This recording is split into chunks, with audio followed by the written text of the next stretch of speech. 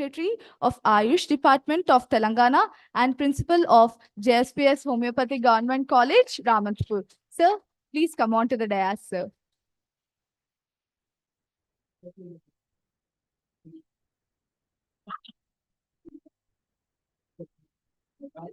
Ayush Department of Telangana and Principal of JSPS. It's a great honor to have you, sir. Now we welcome the President of HMN, Dr. K. Gopalakrishna, sir. Welcome, sir, with a round of applause.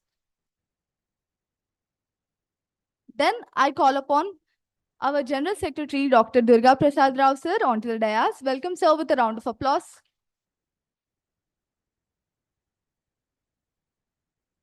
Next, I call upon all our guests of honors, the principals of respected colleges, first starting with Dev's Homeopathic Medical College, Professor Dr. Ram Reddy, sir. Please come on to the dais. Welcome, sir, with a round of applause.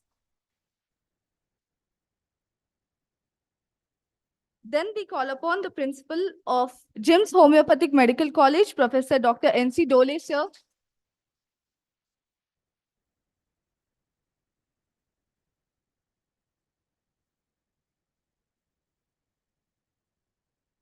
We call upon our treasurer, Venugopal sir, Dr. Venugopal Gauri sir, to please come on to the dais.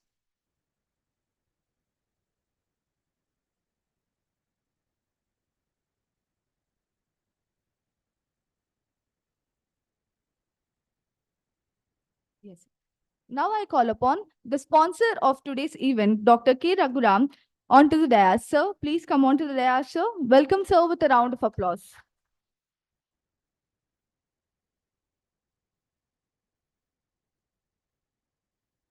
Audi Sapare, says Dr. Samuel Hanneman.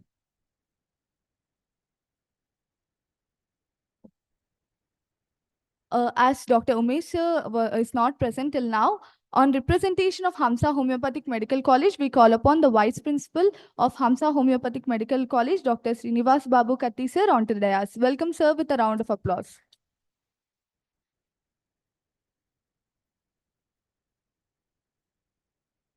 Thank you, everyone.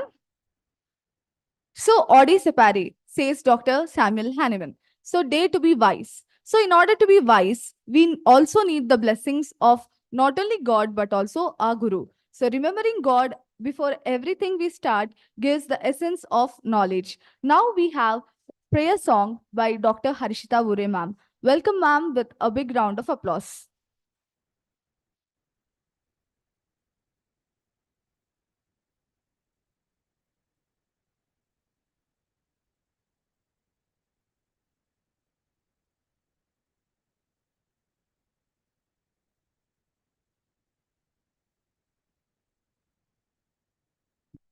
Dr. Sureka ma'am from MNR Homeopathic Medical College. Ma'am, are you present over here? Okay, thank you.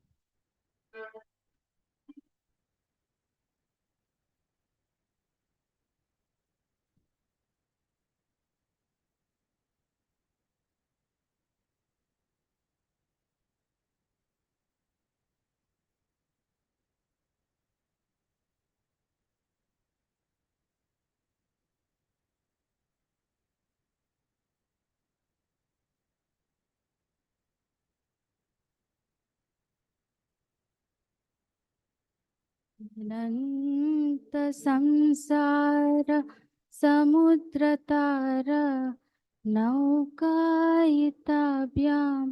गुरुभक्तिताभ्यां वैराग्यसाम्राज्यद पूजनाभ्यां नमो नमः श्रीगुरुपादुकाभ्याम्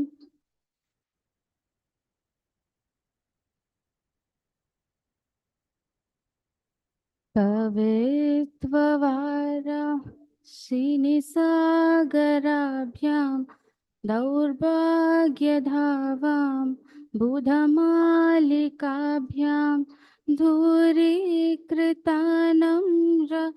विपत्तिताभ्यां नमो नमः श्रीगुरुपादुकाभ्याम्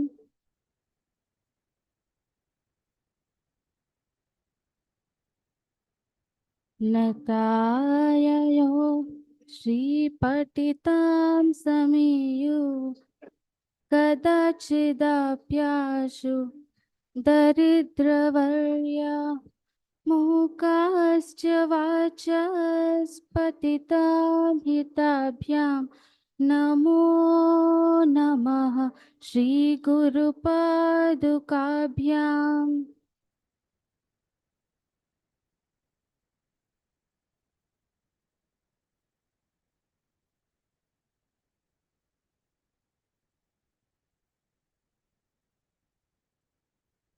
लीकनिकाश पदहृताभ्यां नानाविमोहादि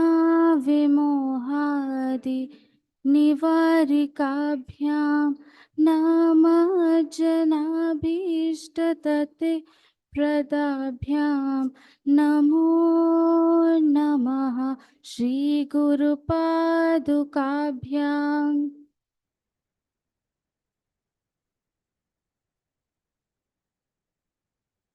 रूपालिमौलि व्रजरत्नकान्ति सरिद्विराज चषकन्यकाभ्यां नृपद्वदाभ्यां नतलोकपङ्क्ते नमो नमः श्रीगुरुपादुकाभ्याम्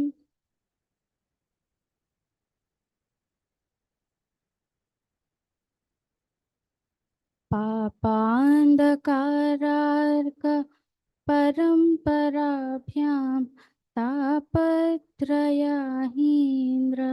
खगेश्वराभ्यां जाड्याब्धिसंशोषणवाडवाभ्यां नमो नमः श्रीगुरुपादुकाभ्याम्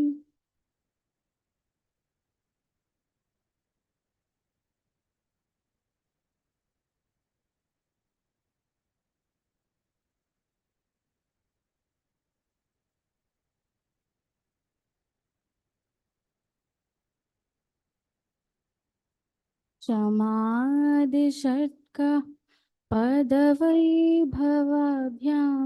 समाधिदान व्रतदीक्षिताभ्यां रामाधवाङ्घ्रि स्थिरभक्तिदाभ्यां नमो नमः श्रीगुरुपादुकाभ्याम्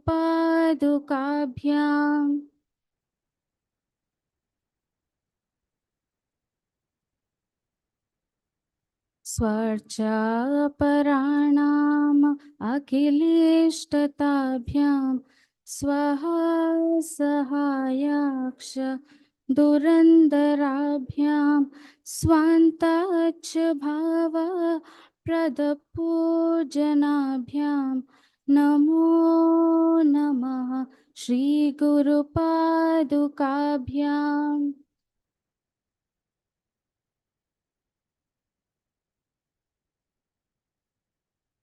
कामादिसर्प व्रजगारुडाभ्यां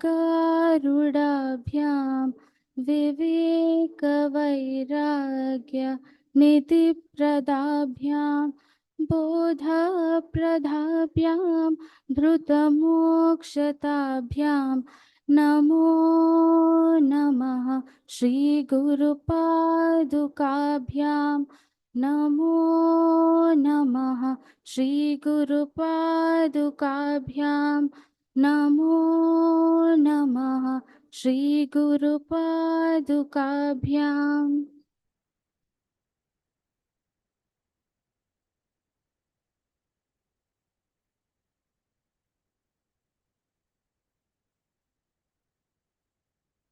Thank you for your melodious song, ma'am.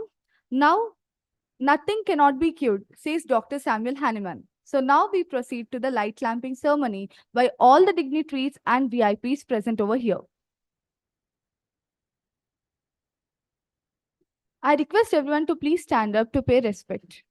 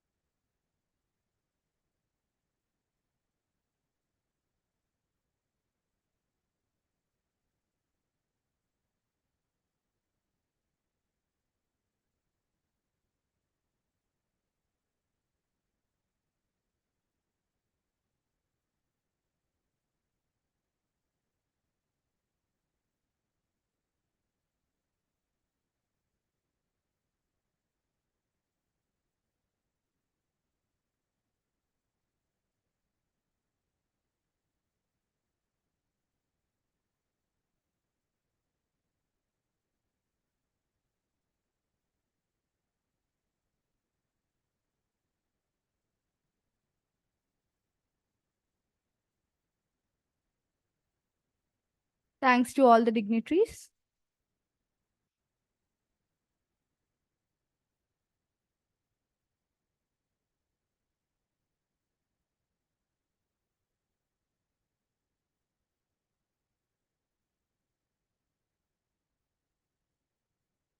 Proceeding to our next session, now I call upon the President of HMAT, Dr. K. Gopalakrishna sir, to please come and give his welcome address.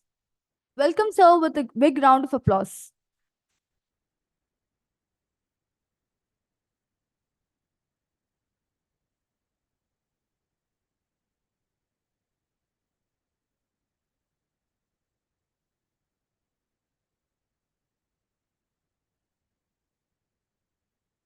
A very good morning, everybody. Respected special guest of today, our additional director, Dr.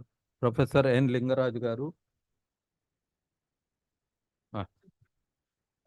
Sorry, I request Dr. Venkateswara Rao Garu, MNR College Principal, to occupy the dais.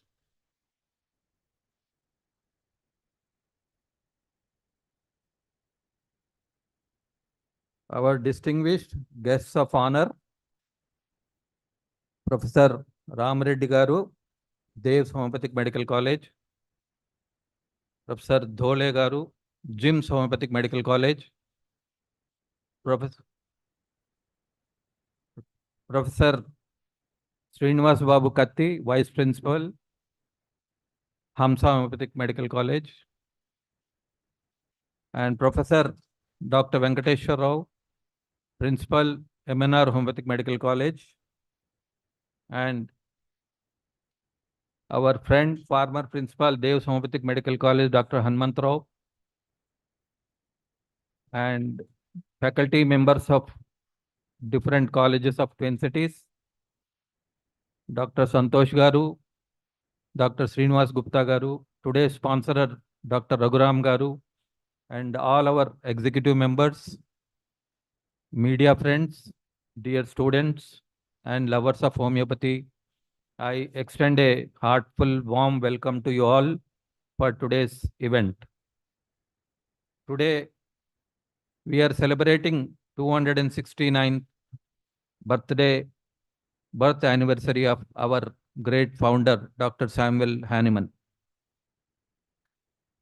And today also has a great significance, 23rd April. So today is Hanuman Jayanti, Chaitra Paurnami. So Hanuman is an epitome of devotion, surrender, humility, humbleness, bravery, courage. So we are celebrating Hanumanji's birthday. So we are all very fortunate to be gathering here and deliberating and remembering our founder and carrying out a special event. So apart from that, today is World Book Day and World Copyright Day. So it is in fact the birth and death anniversary of Shakespeare and many more authors. So to popularize reading amongst masses and people, to honor the authors, writers, and to sustain and cultivate the culture of reading. So this day is specifically decided by UNESCO. So we are also celebrating World Book Day and World Copyright Day today. So many auspicious things today. So with the blessings of so many great people and stalwarts and the divine grace. And just now we had Guru Paduka Stotram, a very devotional song, very melodiously sung by our Dr. Harshita. So it was really very soothing, great blessing to all of us. And on this occasion, I would like to tell you one important thing. Hyderabad and Andhra Pradesh, Telangana are known for homeopathy. Our homeopathy is very popular in this land, and especially Hyderabad. The Hyderabad's homeopaths are mostly Jaisurya homeopaths. Now, apart from Jaisurya, we have 5 more colleges. So, this is a great addition and great contribution from all corners of Twin Cities. So, we have a college in each corner, and HMAT is in the center of the city. So, we wanted all corner stalwarts or who are pursuing education, who are promoting homeopathy and giving lot of good knowledge to the students. We wanted a meeting here. So they have very kindly obliged our request, and they have been taking part in all the earlier activities. And finally, we have gathered here. So we heartfully thank them from bottom of our heart for their great service in rendering education to our homeopathic lovers. So the future students are being groomed and shaped by them. So we should give them a big applause to all these teachers.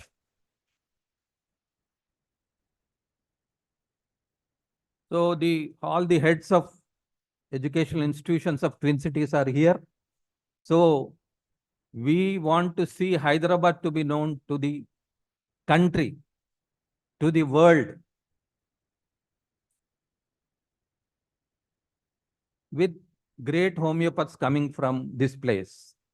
So this onus, this responsibility is being shouldered to all of you. So you have been carrying out a great service of rendering good education to our students. So we congratulate you, we compliment you for your services. And from as a professional body, we want to see that a successful student become a successful doctor. So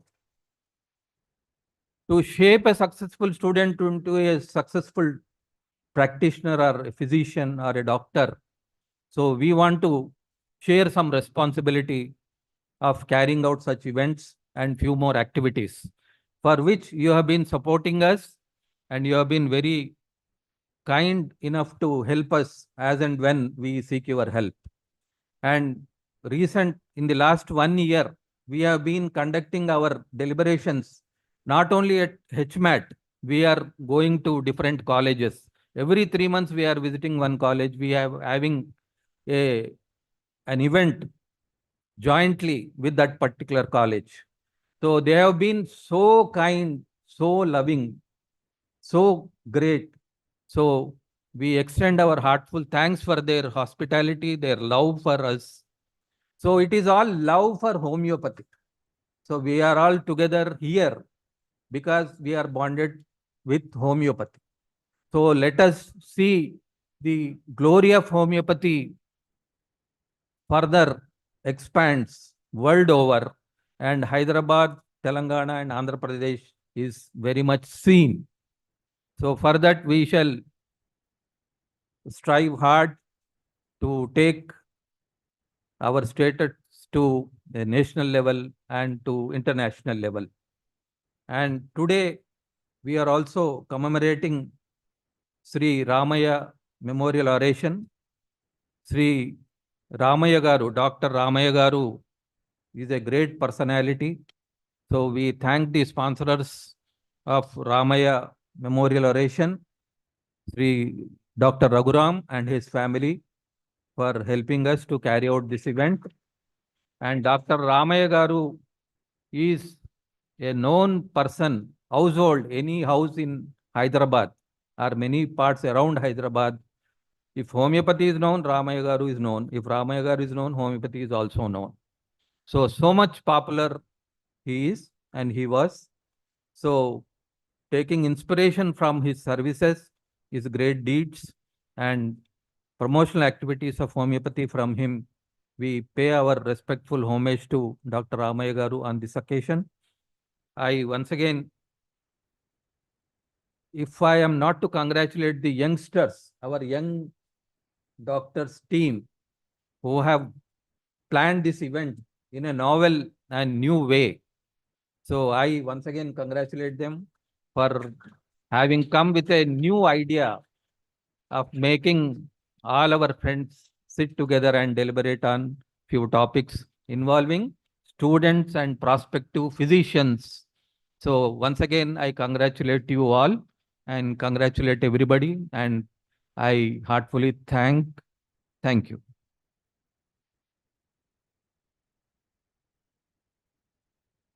Thank you so much, sir, for sharing your valuable words. All the students would try their best to carve their part in the history of homeopathy Paris. Now, I call upon our General Secretary, Dr. Durga Prasad Rao Garu, to address about HMAT. Good morning, everybody. Respected dignitaries on the dais, President Dr. K. Gopalakrishna sir, today's our special guest and Additional Director of Homeo Telangana Ayush Department and Principal of JSPS College, Government Homeopathy College, Dr. Lingaraj Garu, and guests of honor, Devs College Principal Ram Reddy Garu, and Jims College Principal Dr. N.C. Dole Garu, Hamsa Homeopathic Medical College Vice Principal Dr. Srinivas Babu, and Dr. MNR College Principal Dr. Venkateswara Garu, and former Principal of Devs College Dr. Harmantrao sir, and many other distinguished guests, students, internees, and all the lovers of homeopathy. And at the outset, let me pay my heartiest tributes to our master, Dr. Samuel Hahnemann, and also the great soul, Dr. N. Ramaya Garu, on whose memory today we are gathered here. Coming to our HMAT, you are all aware that the Homeopathic Medical Association of Telangana is one of the leading organizations in, I think, South India, which has been running various activities since more decades. And among our activities, Dr. C.L. Modi Charitable Dispensary is one of the permanent activity which we have been conducting for more than 50 years. And also some of the specialty clinics on special days. We also train the house physicians posted by the different homeopathic medical colleges in Telangana to hone their skills and improve their clinical acumen in clinical practice. And many junior doctors are worked with us in our clinics and got good experience, and they got good chances in securing jobs and settled in their own practice.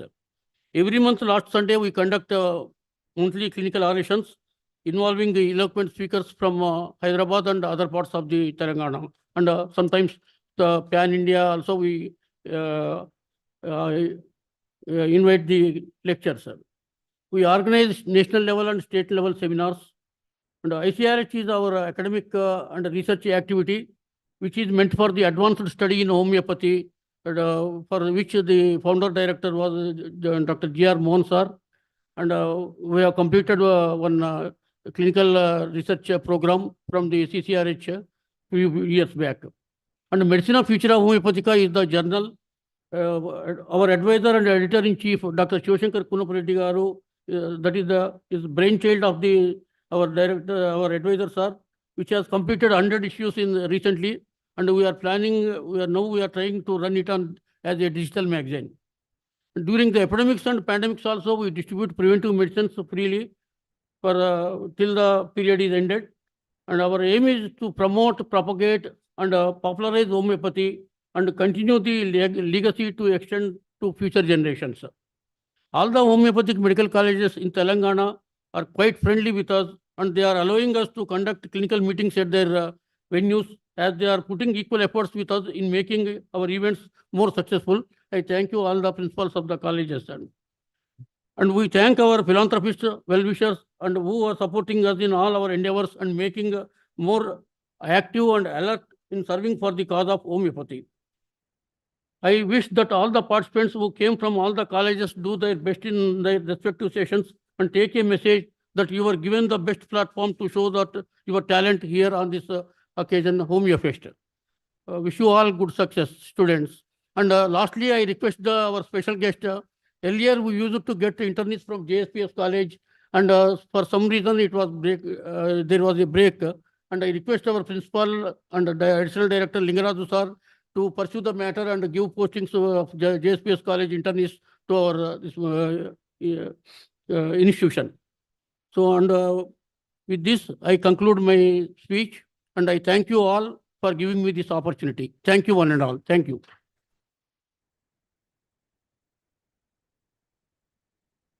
Thank you so much, sir, for your encouraging words.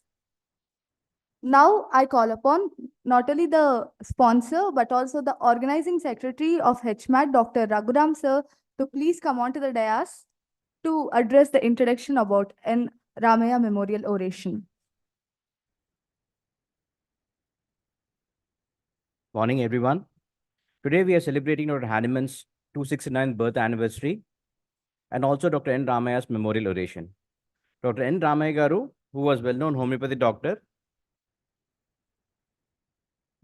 Thank you, sir.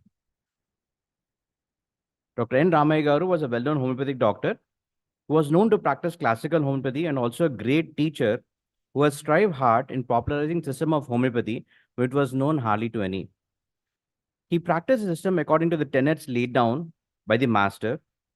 He followed the principles of homeopathy and produced great results. He was an avid teacher. He mentored many students, and many of them have today become successful doctors and teachers. He held many positions in various professional bodies with the simple goal to propagate the system. He has held the positions as advisor to the government of Andhra Pradesh on homeopathic matters. He was the president of the Indian Homeopathic Organization. He was ex-deputy president of the Homeopathic Medical Association of India, the chief editor of the Journal of Indian Homeopathic Organization. He held close to 300 monthly auditions under the banner of Indian Homeopathic Organization. He chaired various scientific national seminars at various centers. I, on behalf of my family, would like to thank Team HMAT and all its office bearers for giving me the opportunity to hold the April month's oration in the name of my grandfather, Dr. N. Ramaya garu. Thank you.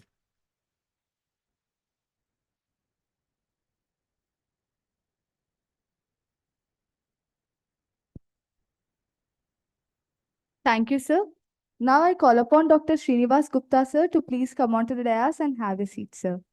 Welcome, sir, with a round of applause. Now I call upon our special guest, Dr. N. Lingaraju Garu, to please come onto the dais and speak few words about the session. Welcome, sir, with a round of applause.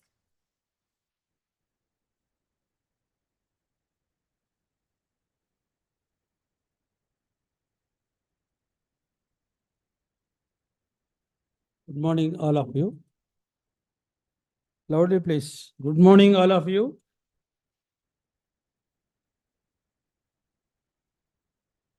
The respected dignitaries on the dais, the president of HMAT, Gopalakrishna Anna garu, the general secretary, Durga Prasad garu, and other principals of colleges, Jim's College Principal, Dolaji, and Dev's Homeopathy Medical College, Ramreddy garu, MNR College Principal, Venkateswarao garu, and the Vice Principal of Hamsa, Srinivas Babu garu, and the former Principal of Dev's, Anna Hanumantrao garu, and other dignitaries and physicians, practitioners, internees, PGs, and other practitioners. Today we are very happy. The HMAT is conducting the program of commemorate our father of homeopathy, Christian Samuel Frederick Hanneman, on occasion of his birthday memories, and our famous practitioner, Dr. Ramaya Garu, Memorial Oration Program. In these occasions, the Homeopathic Association of Telangana is called for all other homeopathy practitioners and students from various medical colleges in Telangana. Being I'm additional director, I'm very happy to conduct this program to gather all these people. And the aim of this HMAT, the propagation of homeopathy, to develop the homeopathy system, to practice homeopathy, not only in the urban area and rural area also, and in the rural area to conduct the various camps, so that they are also running the homeopathic clinic and dispensary continuously in this HMAT association in regularly, so that we are also encouraging from the government side as well as from our institution, from JSPS, by providing the doctors and internists, because of we have to encourage our system. We have to development day-to-day activities or day-to-day development in the field of homeopathic science, and they have to know the knowledge, today's knowledge, which apply the principles of our animal. That is our intention widely. So every aspect, I'm as an additional director, I'm also anytime I'm encouraging the upcoming students for coming, those who are for the registration of their practice and their establishing the clinics and establishing the homeo stores and establishing the pharmaceutical industries. Because of that, the system, the homeopathy system is increasing, and we are, because of our encouragement, so many doctors are coming to practice, and they are towards the putting of pharmaceutical industries. So many, when I coming to this as a drug licensing authority, I issued more than 100 pharmaceutical industries without condition. Without condition. Anybody is coming to, sir, I want to keeping this, I want to prepare these dilutions in this method. Go ahead. You put an application on online, then only accept it immediately. So that I'm also encouraging to the practitioners and the pharmaceutical industries. Then only nowadays, you see in all over India, the Telangana productions are from our industries like Allen, like Ramakrishna, like Pioneer, or these are famous. Even Sudha Pharmaceuticals also are very famous in all over India. They are exporting the medicines. So even that Suryamanik Prabhu, pharmacy is also he is also exporting the so many medicines, syrups, tonics, and dilutions. So we are also encouraging all not only the practitioners, for the pharmaceutical industries also encouraging.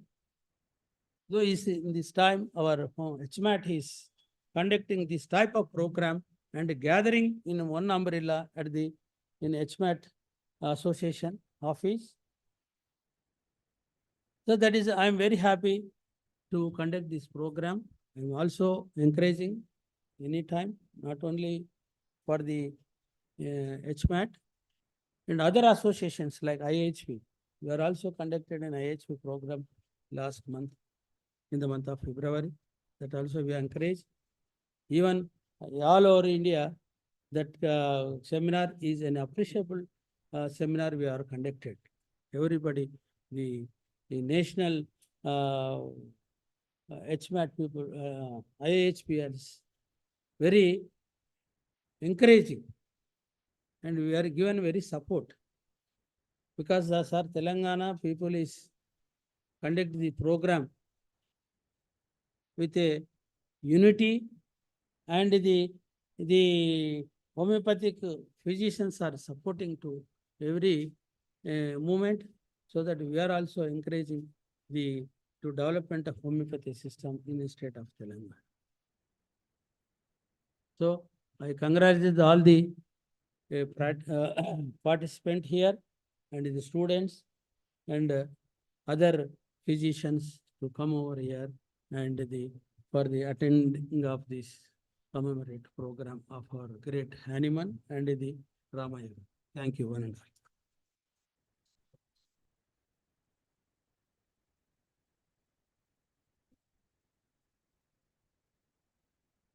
Thank you so much, sir, for enlightening all the budding students over here. Now, I request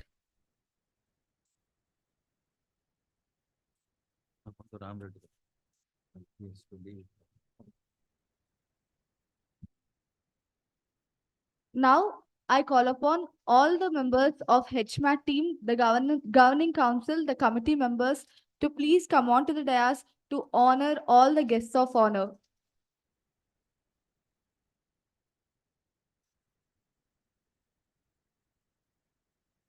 I call upon Rajeshri ma'am, Dr. Rajeshri ma'am, Dr. Savita ma'am, Dr. Ganesh Achari sir, Dr. Raghuram sir, Dr. Manik Prabhu sir, everyone to please come on to the dais to honor the guests of honor.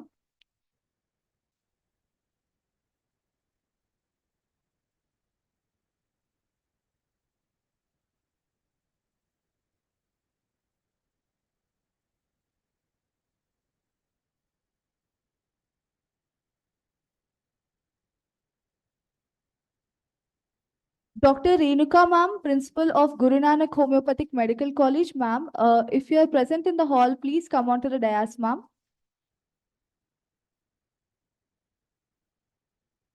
Or anyone behalf from Guru Nanak Homeopathic Medical College, the staff. Okay. Now we request the team HMAT to honor our guests of honor, Dr. Professor Ram Reddy Garu, on the dais.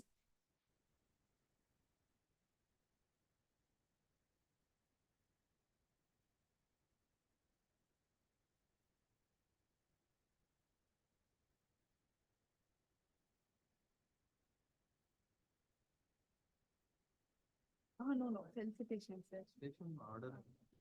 Okay, sir. Yeah. Yeah, sorry for the mistake. Now I request all the team HMAT members to felicitate our special guest, Dr. N. Lingaraju Garu, Additional Director of Ayush Department. We request everyone to give a big round of applause.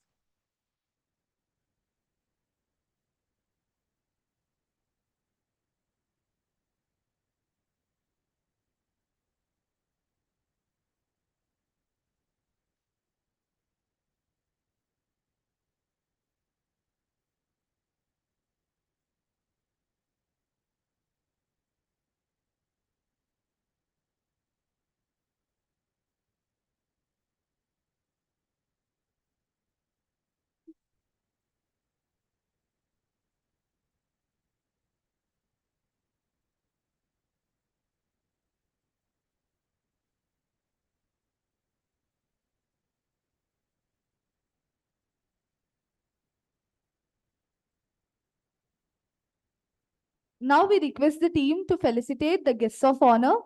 First Principal of Dev's Homeopathic Medical College, Professor Dr. M. Ram Reddy Garu. Please give a big round of applause.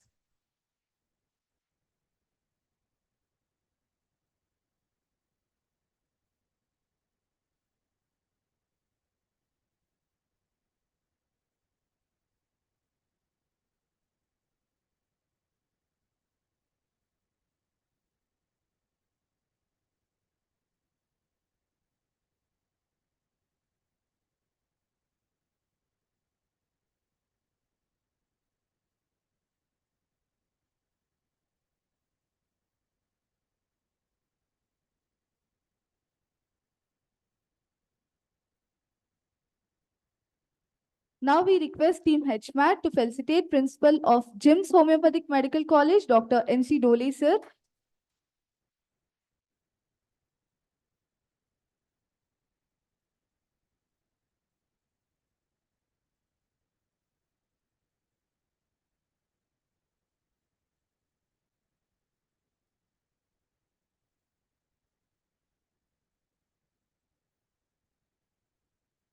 Now we request Team HMAT to felicitate Principal of MNR Homeopathic Medical College, Dr. P. Venkateshwar Rao, sir.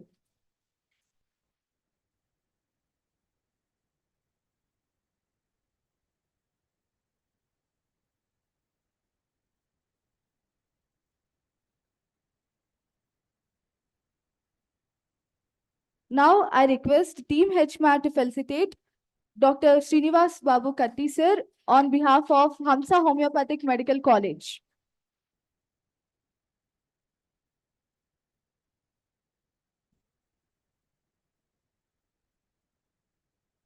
Thank you so much to all the dignitaries.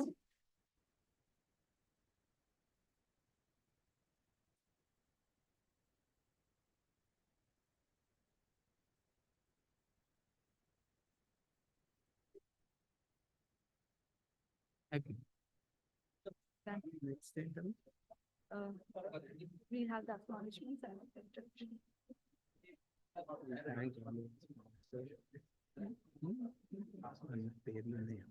Yes, sir.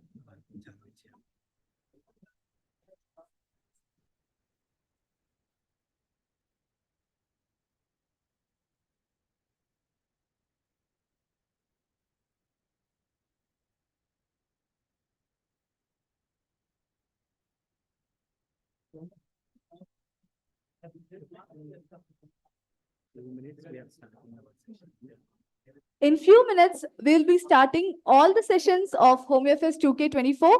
Before that, we want to acknowledge the sponsors of today's event.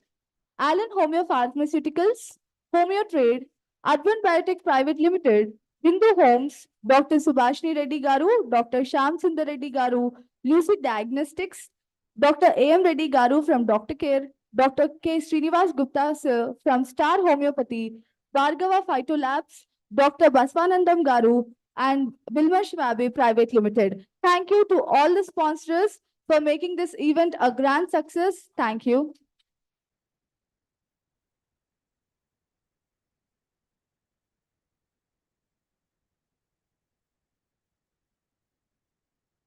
We acknowledge the presence of Principal and Chairman of Hamsa Homeopathic Medical College, Dr. Umesh sir.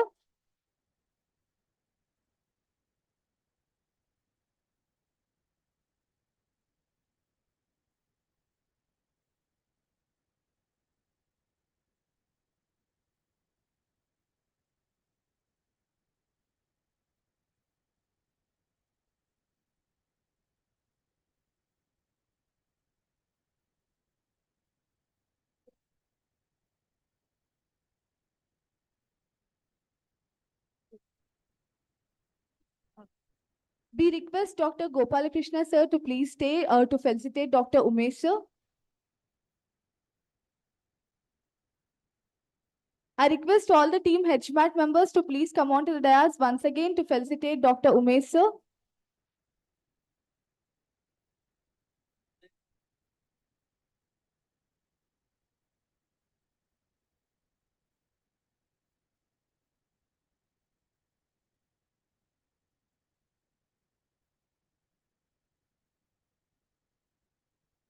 We request all the HMAT members to please be on to the dais.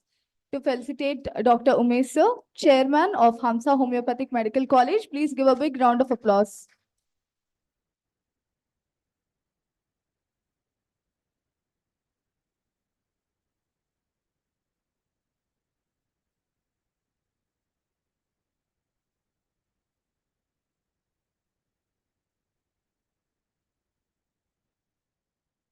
Thank you so much to all the dignitaries.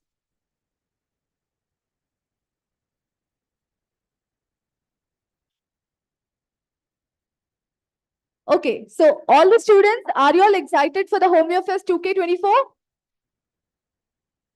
So sober morning. I thought the energy levels of all the homeopathic colleges around the Telangana will be so high. Are you all ready for the Homeofest 2K24? Louder, more. Okay.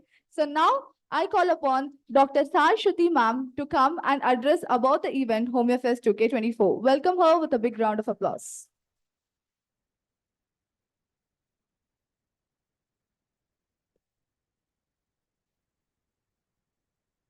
Good morning, everyone. Warm welcome to Homeofest 2024. Myself, Dr. Sai Shruti, Executive Member of HMAT. We are aware of many seminars and conferences where eminent homeopaths present their wonderful achievements. Spurred and motivated by that, many young homeopaths are yearning to share their enthusiasm, dreams, and also their first few lovely baby steps on a platform, Homeopathic Medical Association of Telangana. Homeopathic Medical Association of Telangana knows their pulse and are also providing a first of its kind podium wherein the youngsters, that is the future homeopaths of this part of the country, are going to present the cases that they have seen in colleges and hospitals. You are also aware that we understand your heartbeat and you're going to present posters. You have encased your future plans also in the posters. You are going to give a pleasant surprise to Tollywood and Bollywood industry as well through memes and reels. Even at the onset of the event, we feel we are very successful as we have very enthusiastic participation from all of you. It doesn't matter who are the first prize or second prize winner holders. You all have made homeopathy a winner, and we know Hanuman will be having a smile on his face this morning, seeing all the budding homeopaths. Thank you, and we welcome you all to Homeofest.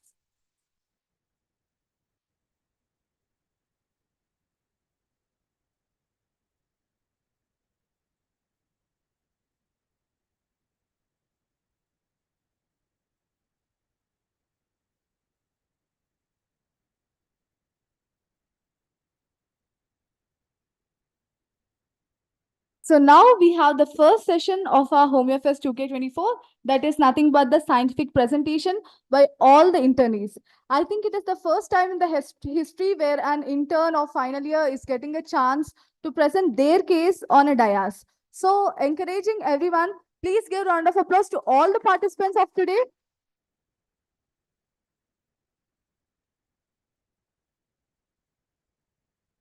So today's topic for the scientific presentation by interns is psoriasis. Panelists will be Dr. Rajeshri ma'am.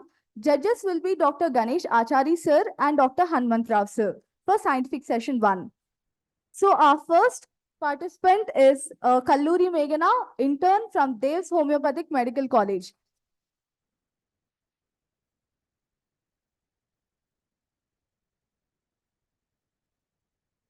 If any participants didn't share their PPT till now, please come over here and share your PPT. Thank you.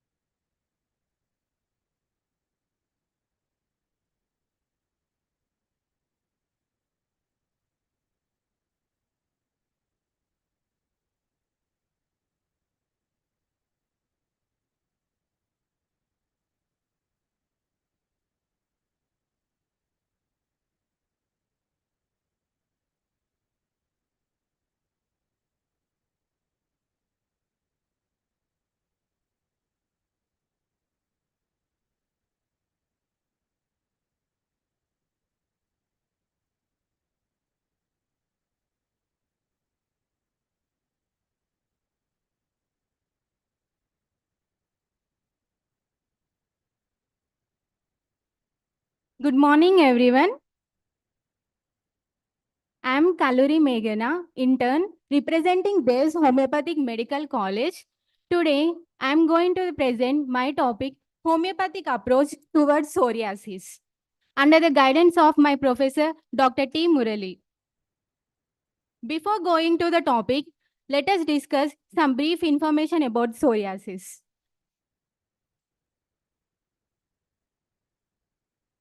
Iceberg phenomena. Here, the tip of the iceberg is small and submerged portion is more. It is compared with the tip of the iceberg is compared with the skin manifestations of psoriasis, and submerged portion is compared with the it affects the joints, tongue and elbows.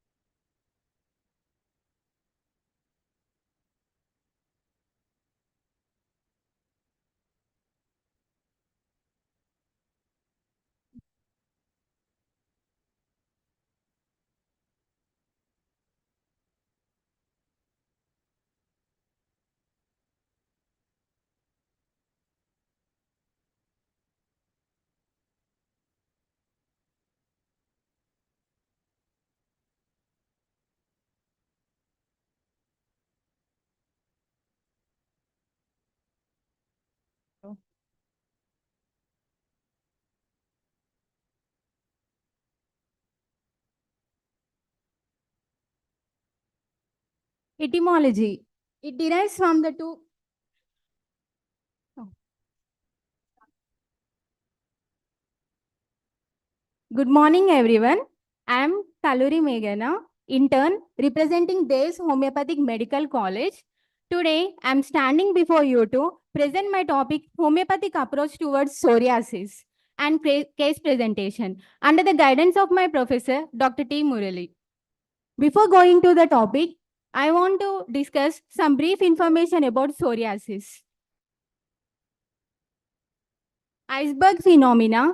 The tip of the iceberg indicates that psoriasis is skin manifestations, and the submerged portion says about it involves the joints, tongue, and elbows. Etymology. It is derived from two Greek words, sora means itch and sis means action. In this, hence it says that etymology itself says that there is role of homeopathy in it. Sora. Definition. So, psoriasis is a chronic inflammatory hyperproliferative disease characterized by erythematous scaly plagues. Affected areas are extensor surfaces of the body, that is lower back, elbows and knee joints. Also it affects scalps and nails. Occurs equally in both the sexes and in all the age groups. Especially below 5 years of the age, it is less commonly seen, and it between 5 to 30 years of the age, it is more common. Causes. As a student, what we think of the first cause? Idiopathic. It is unknown cause. Genetic. Ask the history of any family history of psoriasis. Trauma. Affected areas, skin lesions are mostly seen. Infection. Beta hemolytic streptococci precedes the gutted psoriasis. After the throat infection, the person may more likely to get the gutted psoriasis. Stress. It is the most common cause, not only for the psoriasis, for most of the diseases. Drugs. Drugs like NSAIDs, non-steroidal anti-inflammatory drugs, and glucocorticoids will flare up the disease. It means the latent state of psoriasis get activated. It is called as rebound psoriasis. Smoking and alcohol consumption also increase exacerbating condition to the psoriasis. Sunlight. After exposure to the sunlight, the lesions get aggravated. If one parent is affected, there is 20% chance to get to the offspring. If both the parents of affected, there is 50% chance where the offspring get affected.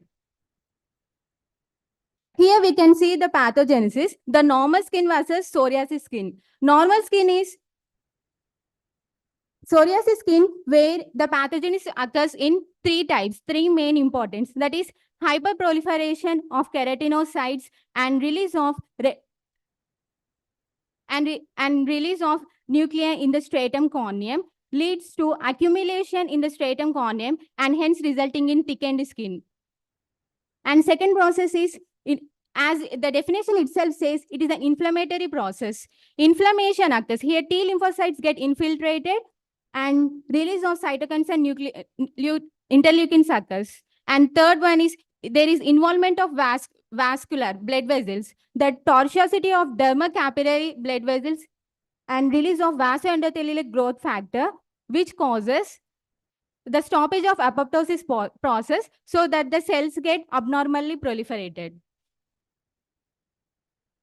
5 layers in the epidermis. First layer, the outermost layer is stratum corneum, stratum lucidum, stratum grandisum, stratum spinosum, and the layer which is near to the dermal is stratum basalis. In the stratum basalis, the cells get proliferated, hyperproliferation occurs, and they move to the surface of the skin, that is stratum corneum. It takes 5 days in psoriasis, but normally to proliferate and move to the top level of the skin, normally it takes 28 days. It means in psoriasis, it is taking 4 times faster than the normal healthy skin.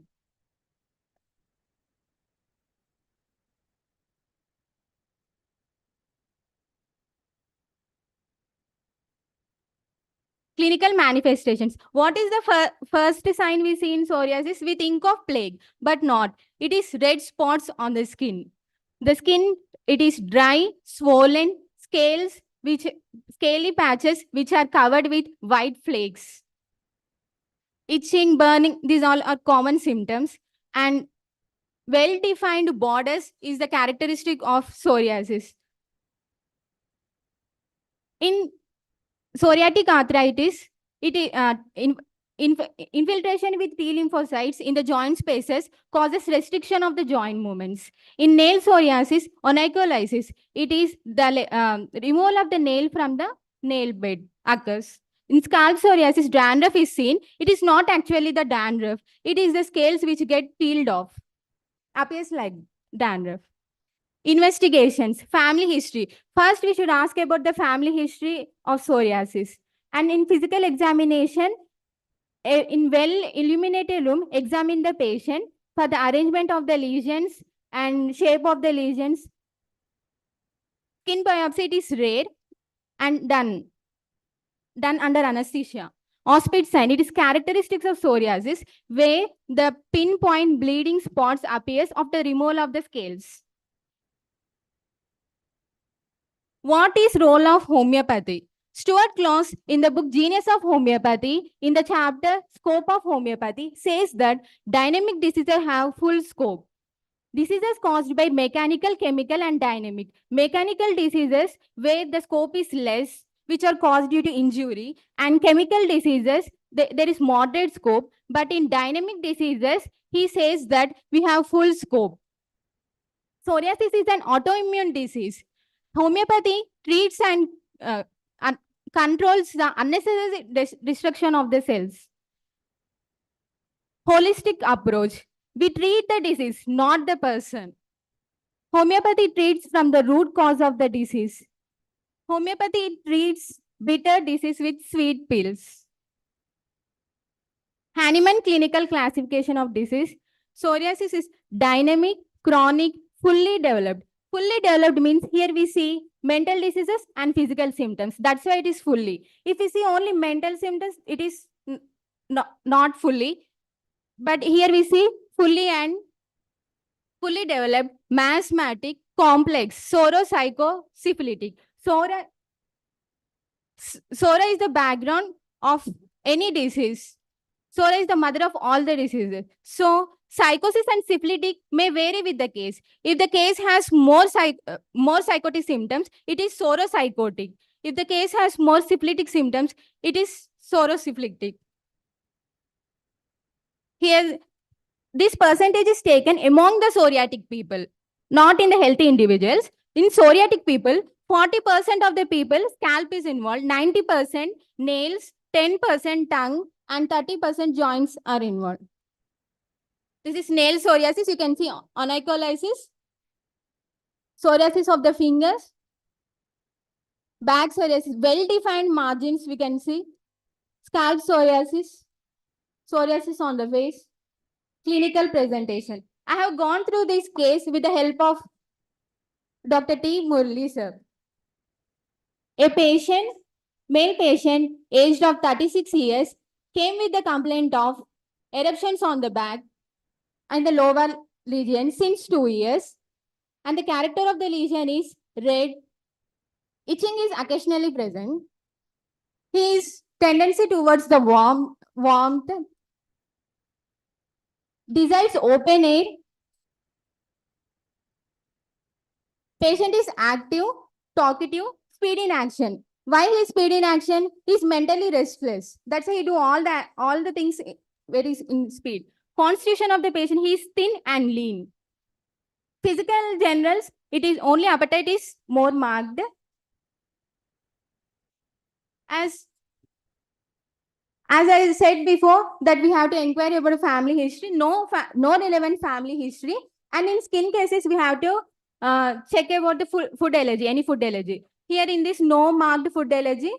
Stressful due to business. Mind symptoms resulting into physical complaints. Homeopathy always believes that if the thought process is abnormal, only will result into the disease. Basing on the physical makeup, that is constitution, patient is thin, lean, and in the physical generals, appetite is marked, and particulars, eruptions on the back, Ars iode is selected. Ars iode 200 given once a week for 1 month. On September 14, 2022, there is improvement, and again the potency is changed to 201 m. Repetition. Within 8 months, there is a drastic Time is change. up. See before and after in how the skin is clear. Homeopathy always believes on the principle similia similibus curantur, where if we give according to the correct simillimum, there is no need of doubt. We can see drastic improvement in any of the cases. Repertorial approach. I have taken Ken Repertory, page number 1316, skin eruption psoriasis. Ars iode is mostly seen. Synthesis repertory, Murphy. Ars iode has the characteristics of both arsenicum and iodum. Arsenicum is chilly and iodum is hot. It can have the symptoms of both arsenic and iodum. And it is given for mainly for the skin affections, and it has a wonderful effect on that. When the etiology is idiopathy, think of homeopathy, because we believe on the symptoms, not on the cause and the pathogenesis. This line is explained in Richard Hughes. Pathogenesis may change, causes may change, but symptoms never change. For any number of the years, many theories may come, like allopathy changes always the theory, but homeopathy always believes on the symptoms because symptoms never change. Psoriasis is not just a skin disease. Its manifestation may appear on the skin, but many systems get involved. Stress is the causative factor for many of the diseases. But in psoriasis, stress is the causative factor. Stress leads to psoriasis. Psoriasis leads to stress. It means that stress is the cause and the effect. 40% psoriatic people, 40% they are more risk to get the mental symptoms, that is depression and anxiety. It creates psychological stress to the patient. Hahnemann in Aphorism 9 explains that higher power of existence. What that means? The individual performs the day-to-day activities with ease. So treating these cases will improve the patient mentally and physically so that they can achieve their higher power of existence in life. Right. Thank you so much. It was a wonderful presentation indeed. And small request to everybody, just limit the theory part because you're wasting time on the theory part and focus more on the clinical and the case aspects. Okay. So moving on to the next participant. Thank you, Hedgeman. Thank you, Principal Ramreddy sir, Murli sir, for giving me this opportunity. Thank you, everyone.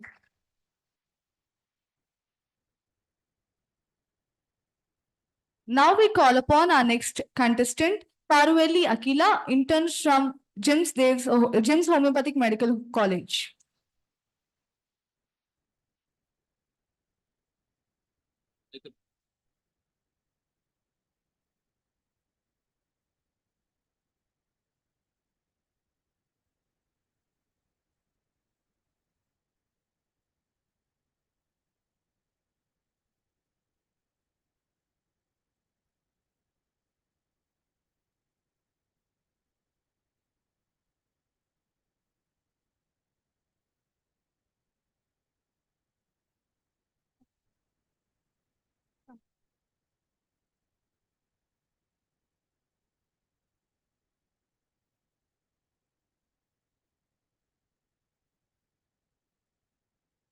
A very good morning to one and all. This is Akila from Jim's Homeopathic Medical College, and I'm going to present a case on psoriasis today. So, psoriasis is a chronic inflammatory disorder characterized by erythematous, well-defined, scaly plaques, and which is particularly seen in the extensor surfaces and the scalp. So, it also follows a relapsing and remitting course.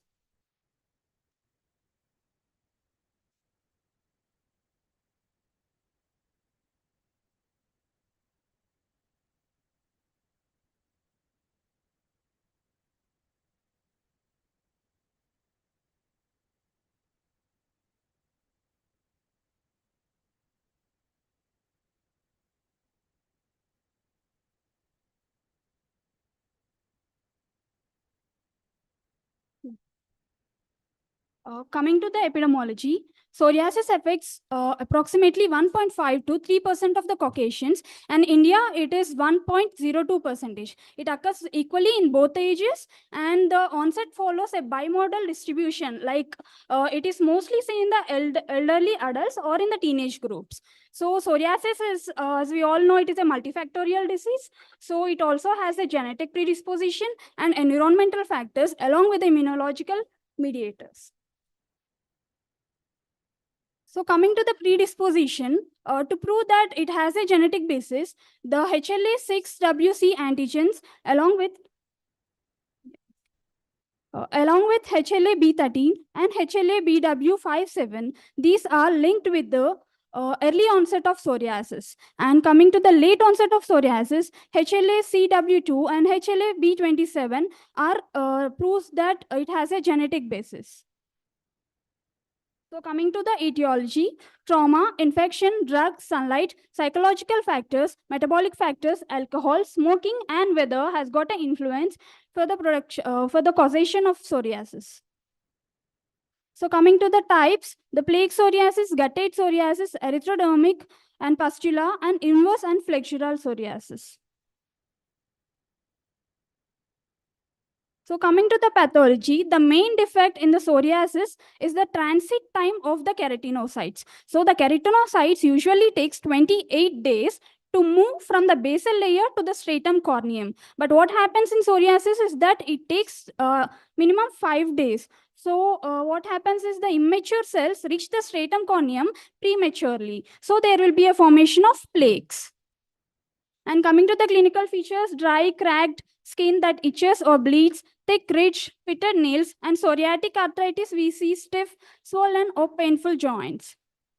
So coming to the diagnostic features, these are the erythematous, symmetrical, well-defined scaly plaques, and also the Auspitz sign. It is a pinpoint bleeding or hemorrhages, which will be seen after scraping of the surface layers of the lesions.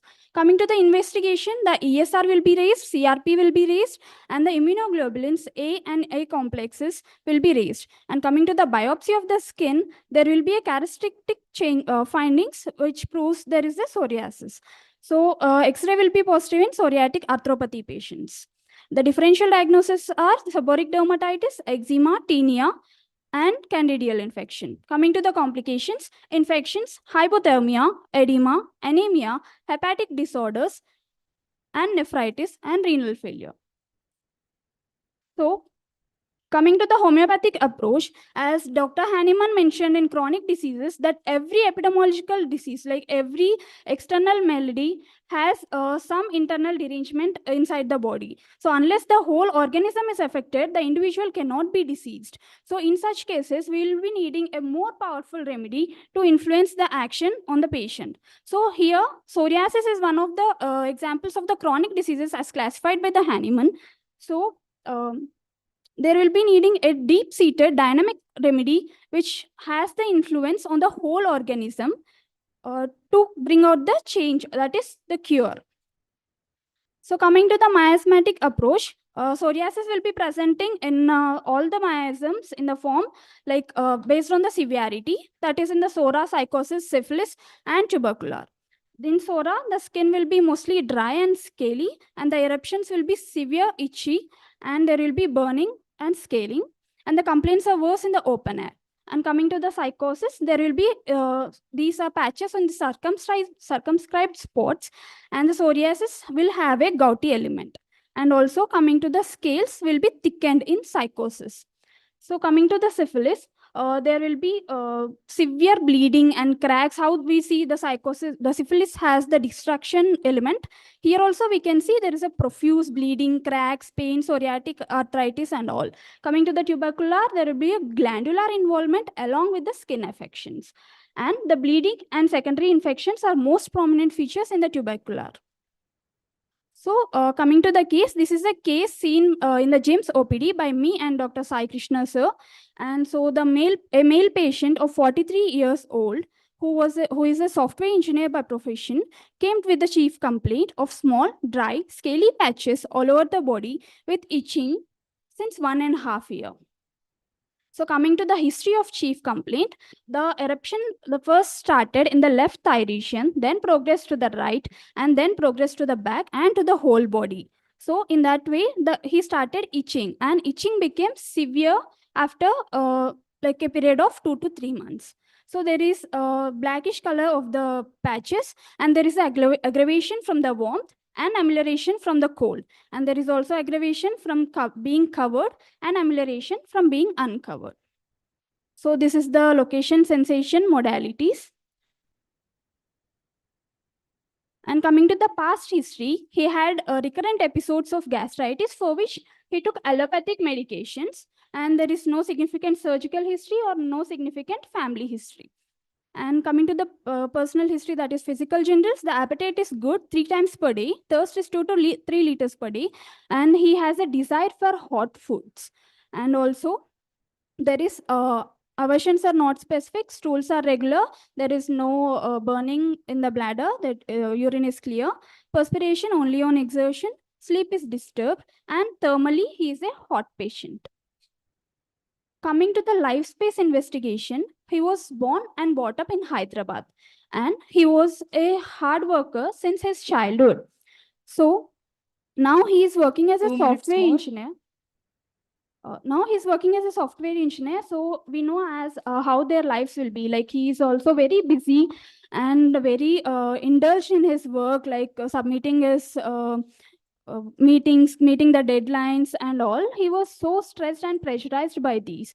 So he feels stressed out because of so much work, because he has that desire to get, he has the desire to be perfectionist. So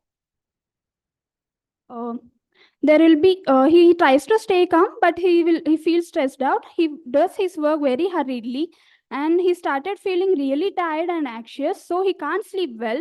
So he stays awake at night because of that, and he has that crave for power. So like he likes to dominate the people who is under his surveillance. He always shows the authoritative power he has on him, but he also desires the appreciation from his superiors. And he doesn't like if anybody contradicts him. Since childhood, he was like that. He craves that power. So he first noticed a black patch on his left thigh. So initially he thought it is okay or it might go off. But when it started spreading and getting bigger and bigger, he really started concerning about his problem. He developed an anxiety about his health, and also he tried to hide it, but the patches of psoriasis became so severe with the itching and all. So he started feeling embarrassed and self-conscious regarding that. So he started avoiding the social situations and keeps to himself. And the mental generals I took from this are fear of failure, love for power, anxiety about health, hard on inferiors and kind to superiors, longing for appreciation, intolerant to contradiction. So coming to the general examination, everything was normal and there is no abnormality detected. And coming to the systemic examination, there is dry, scaly, circumscribed lesions on the bilateral lower limbs, abdomen, and back. There is a blackish discoloration Last 2 of the minutes. lesions. There is auspit sign positive. The diagnosis is I came up with by the clinical evaluation is guttate psoriasis, and the differential diagnosis are dermatitis, candidiasis, and the final diagnosis is guttate psoriasis. So I classified the symptoms according to the miasmatic evaluation. And coming to the case processing, I took common as itching and dry scaly patches, and uncommon as itching aggravated by warmth, blackish eruptions, desires hot food, fear of failure, love for power, anxiety about health, hard on inferiors and kind to superiors, longing for appreciation, intolerant to contradiction, hurried behavior. So these are the mental generals, physical generals, and particulars I took, and the totality of the symptoms. And these are the rubrics I took. So I got lycopodium, sulfur, ars, pulse, natramur, lacasis. So we prescribed lycopodium 200 single dose for him. So he came to the follow-up 2 months later, and the itching is decreased and eruptions are better by 50%. There are no new eruptions. Since he is showing the prognosis good, we prescribed the lycopodium 200 again as a single dose. And again, 4 months later, he came up with no itching and eruptions are completely relieved and with no new symptoms. So these are the before and after pics. So here we see the power of homeopathy to get a complete cure if a remedy is selected in a right way. So thank you.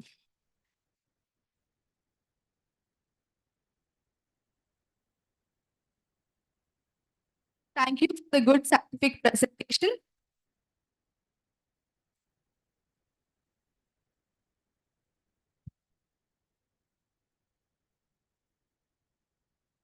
We acknowledge the presence of Dr. Renuka Ma'am, Principal of Guru Nanak Homeopathic Medical College. Thank you, ma'am, for your presence. Now I call upon Dr. M. Meghana, intern of Hamsa Homeopathic Medical College.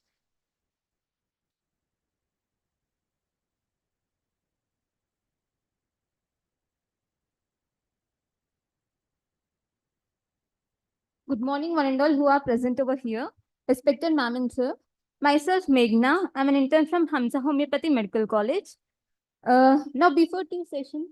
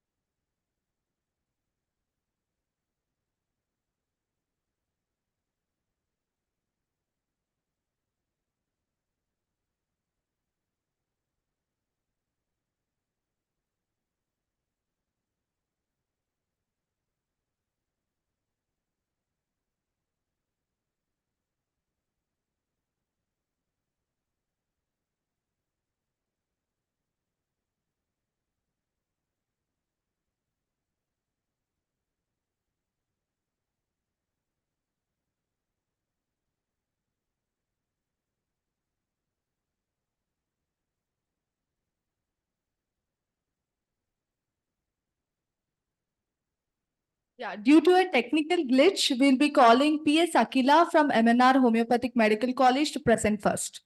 Welcome her with a round of applause.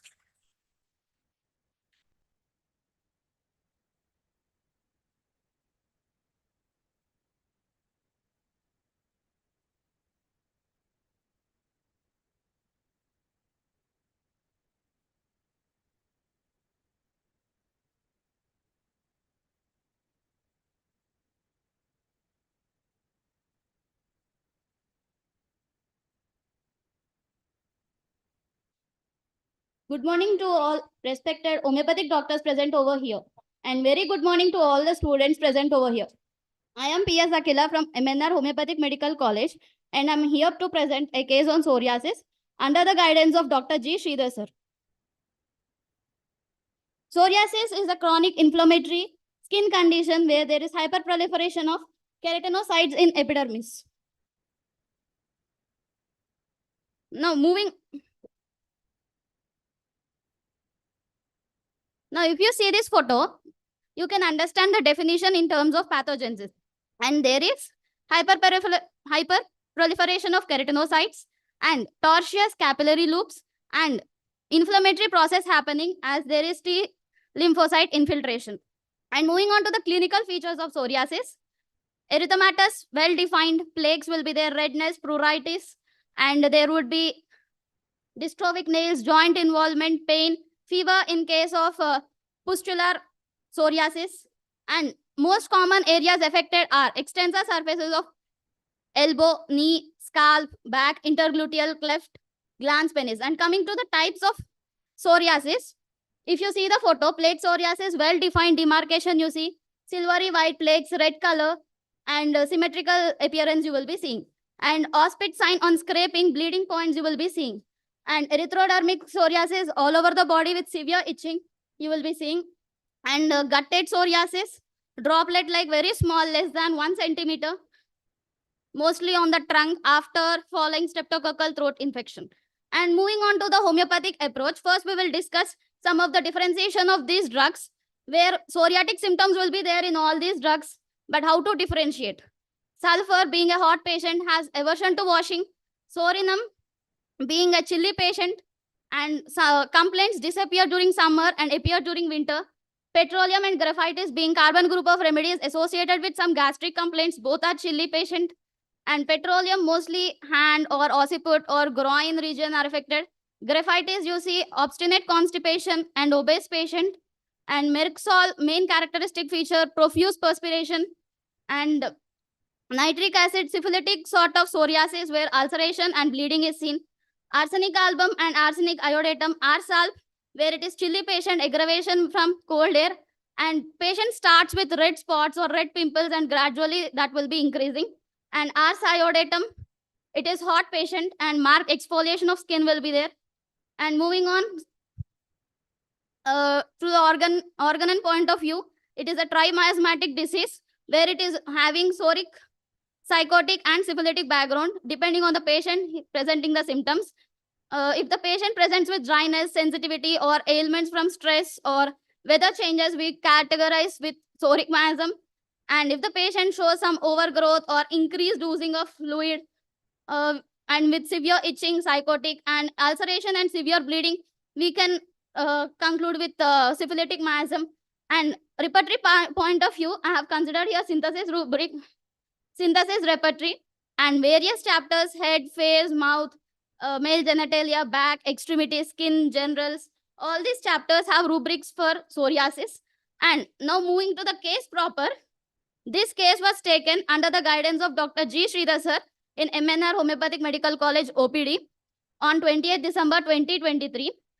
A female patient of age 40 years came to the OPD complaining red eruptions and itching on extensor part of elbows, knees, abdomen, and nape of the neck. These are the photos on the day of the consultation: nape of the neck, abdomen, knee, and extensor part of the elbow. This complaint is from 15 years. Patient started to say her history like 2010. She started as a red small eruption on the elbow. Then gradually, those eruptions were spreading to elbow, knee, abdomen, and nape of the neck with itching. The eruption size was also gradually increasing. Itching was aggravating in the night time on scratching, mainly winter cold air exposure and sun exposure. They took allopathic treatment but of no relief, and patient complaints like she had a history of recurrent boils frequently all over the body. Anywhere on the body, she get recurrent boils. Because of night aggravation, disturbed sleep, and there is no nail involvement, no destruction, no discoloration, no bleeding, no blisters or no fever, no discharge. And if you see, location extends the surface and itching is present, aggravation and character of eruptions. It is red, dry, scaly and symmetrical eruptions are seen. And in the history, she said that she had jaundice at the age of 3 years and typhoid at the age of 8 years, as I already said. And history of recurrent boils since childhood. And in family history, father died because of brain stroke. And in personal history, not much of characteristic. She can tolerate hunger, appetite is normal, and desire for sour, aversion vegetables, especially of leafy vegetables, thirst.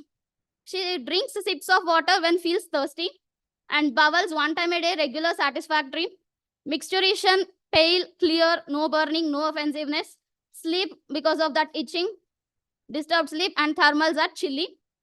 And on life space investigation, when questions were asked regarding since from childhood up to the present day complaint, there were not much information like milestones. She said they were normal, and it all since her education was her own choice. Parents did not force her for education. She studied up to B.Ed, and profession was her by choice, and she's she's doing a teacher job. And there was a support from family side and even mother-in-law side. No one forced her. And when asked about any unhappy situations you faced or any happy situations, what were your most happiest moment in your life when you felt more anxious? When I was asking such kind of questions, she said, when my father passed away, it is common that I feel sad. But my mother-in-law family, I am so lucky that I got them. They brought me back and to go to a normal work daily. And she had 2 children. Both were by normal vaginal delivery. And one thing which she was telling very prominently was, she was telling like, my children, when they use crayons for drawing, and if they throw on the ground, scattered, until I keep them in that box and keep it in the shelf, my mind will be restless. And flower vase which should be on the table. If it is not on the table, my mind will be not comfortable. I have to keep it on the table. Then if anyone has eaten up in a plate and kept on the table instead of keeping in the wash basin, I have to keep it in the wash basin. Then only my mind is comfortable. Everything she wants to be in a proper place, clean and neat. If not, she becomes restless in her mind. So that was more prominent in her. Then hobbies, she was interested in music and talking to someone. And menses before marriage and after marriage, after delivery, everything was normal, like 4 to 5 days cycle, 25 to 30 days, bright red, no clots, and pain in back before menses, leukorrhea. Before menses, thick and white in color. Obstetric history, morning sickness was there in first trimester, no other issues. And on inspection, dry, scaly, red, and well demarcated area is there. And on totality, repertory totality, the rubric which was considered is rest, general, cannot when things are not in proper place. Recurrent boils history, psoriasis, winter aggravation, dry, itching night, and eruptions, scratching aggravation after. On repertorization in synthesis repertory, arsal, rustock, sulfur, merc, sepia, calcarea carb was given. And even Dr. G. Sridhar sir, when did in radar opus and used mind, rest, general, cannot when kept in not in proper place, and general history of recurrent boils as eliminating rubrics when he has taken. Arsal, sulfur, calcarea was coming up, and arsal was covering most of the symptoms of the patient. So arsal 0/1 was indicated to the patient. On 20th December, arsal 0/1 was given.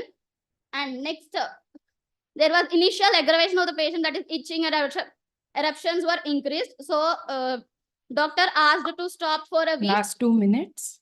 Stop for a week and review after 15 days. But patient came after 1 month saying itching has aggravated at night and redness is still persistent. So arsal again 0/1 was given in second class method.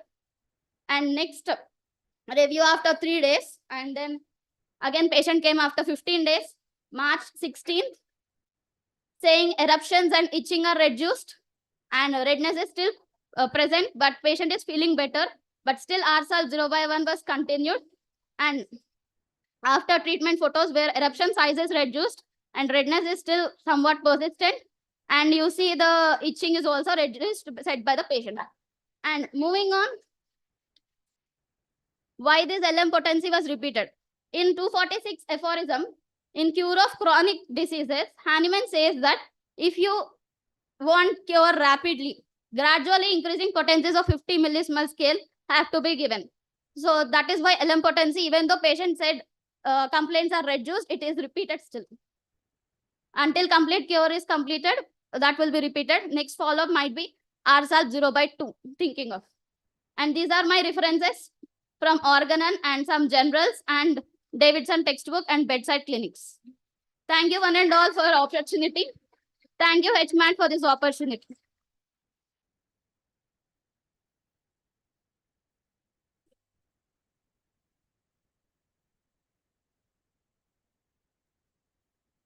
It was indeed a good presentation. Now we have the last presenter of this scientific session 1 from Hamsa Homeopathic Medical College, M. Meghana.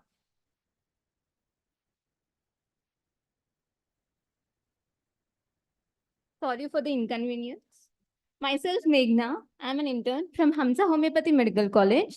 Now, before the all sessions, we have known about the psoriasis and the miasmatic diagnosis and the investigations and everything, clinical diagnosis, everything. So I don't want to just waste the time and I want to give a brief introduction of psoriasis and going into the case proper. So first of all, psoriasis. We all know it is a common skin disorder, which nowadays it is very common. It is a chronic inflammatory and hyperproliferative skin disorder. So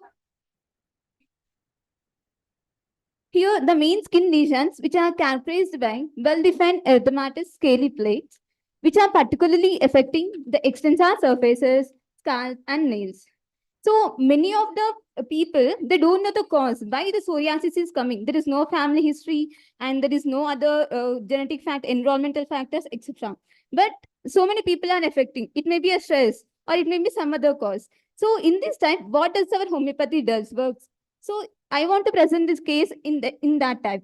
So in this type of cases, where homeopathy does wonders as we treat through symptomatology with the concept of individualization. Coming into the case proper, a male patient of age 36 years who is doing a private employee residing at Gachwell presented with complaints of reddish, dry, white, scaly lesions on the skin with severe itching since 4 months.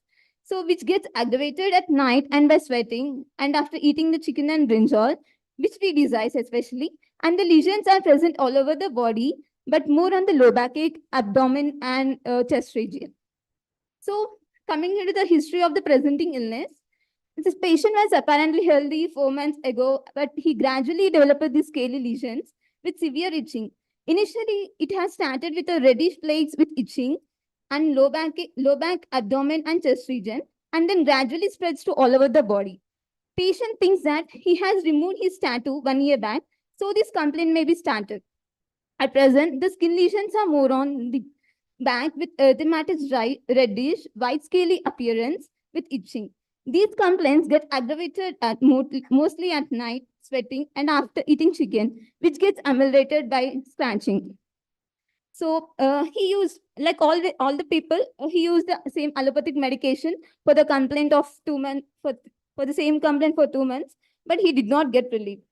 There is no family history of psoriasis. And regarding the mind, he gets easily angered if anyone opposes his words, and he gets irritable very easily. And in physical changes, we can see he desires more chicken, and he gets aggravated sometimes with perspiration also, and intolerance to the brinjal and chicken. Life space investigation. He is from middle class family, and he studied MBA and working as an employee in corporate company. And he is nice and healthy in his family, along with his family members. Now, vital examinations, all are normal. And regarding with dermatology examination of the skin, there is a reddish, dry, white scaly lesions on the lower back and abdomen and chest region with small lesions present all over the body. They were rough and dry. And upon scratching, there will spit sign is negative. So, provisional diagnosis of plaque psoriasis, and the differential diagnosis, why it differs from the other diseases like ichthyosis. In ichthyosis, we see a small, flaky, and large, dark plate-like scales with a harder, armor-like scales, like a fish skin we all see. And pityriasis rosea, a skin that typically starts with a large, red, slightly scaly area, which we call as a herald patch. And the dermatitis, it differs from the dermatitis, which causes the swelling and irritation of the skin. And the clinical diagnosis as a plague psoriasis coming into the case processing. I have classified according to the Hahnemannian schema from the common and uncommon symptoms. First, for uncommon symptoms, he is irritable, anger, and intolerance to chicken, desires chicken, which is aggravated at sweat and night and amelioration from scratching. And the common symptoms of psoriasis like reddish, dry, rough, white scaly lesions on the low back, abdomen, and chest region with itching. So, evaluation of the symptoms. And next, classification of the disease is the dynamic to chronic miasmatic disease. And I have took the totality of the symptoms. And next, I had took for the repertory is Murphy repertory. So mind, anger, general contradiction, and food, chicken, general's desires. Food, chicken, general skin condition aggravation, skin itching, skin perspiration aggravation, skin itching, skin night, and skin psoriasis, and skin which is rough, and skin eruption scaly white. So upon investigations, I have got graphite, sepia, mercol, mexol, and sulfur, and so many other remedies. So these are the repertorial results.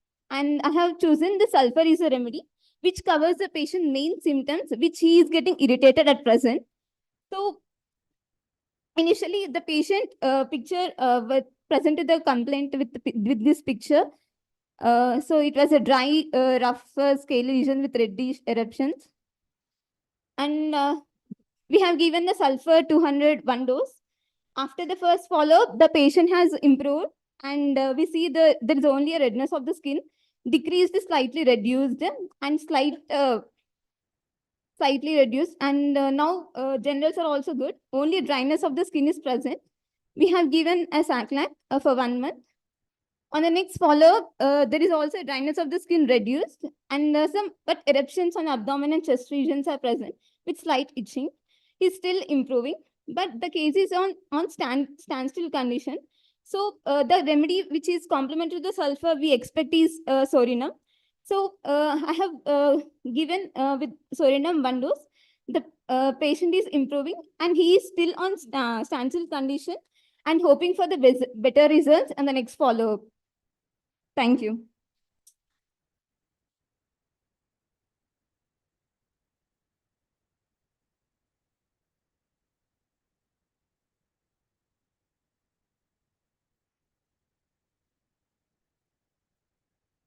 Hello. Thank you so much for a good presentation. Now, I request the panelist members to speak about the sessions. Dr. Rajeshri ma'am.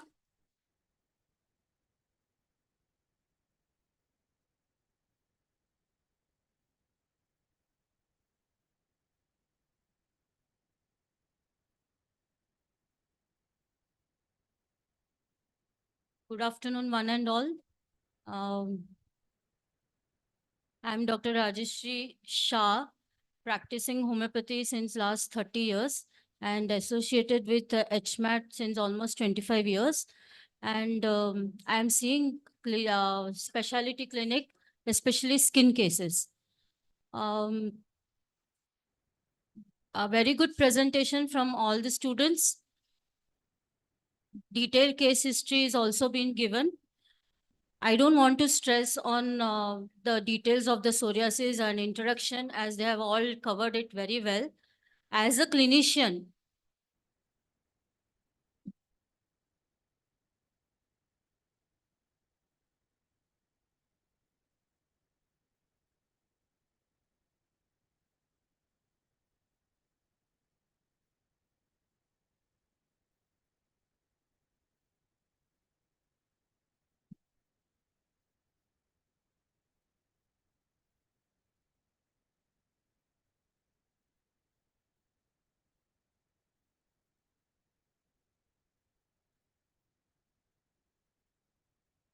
I'll just detail. I mean, how much time I'm having? That's all. Okay. I don't have much time. But just as a clinician, what type of psoriasis has a good prognosis is very important for us. And how do we select the remedy as a homeopath? So we have very different types of psoriasis, out of which gutted psoriasis, which is triggered because of beta hemolytic streptococci, has a very good prognosis, and we can treat them with simple remedies like Hipasol, Silicea, and the remedies which help in beta hemolytic streptococci. The other thing is, even as a physician, I have seen a lot of cases of palmar and plantar psoriasis, which really help very well, or treated or cured very easily with homeopathic medicines. Although plague psoriasis really takes a lot of time, and it is because of a very deep-seated dynamic and chronic causes. Rest, when we are taking as a homeopath, we need to just take the past history, stress on the past history, because as we all know, history, once we take a good history, we are treating the patient to its half. So important factors like emotional buildup, which give us the key of the medicine, what we have to select. We can't select the medicine or our remedies depending on the common symptoms. So we have to extract the peculiar, cure, and rare symptoms from whatever data we are getting from the patient. So we have to cover up or dig into the mind symptoms and the causative factors, may it be genetic or later in the childhood, where the patient has experienced a lot of resentment, anger, suppressions, and mental makeup, abuses in the family. So these all history has to be extracted from the patient. Last and not the least, since it is a psychosyphilitic disease,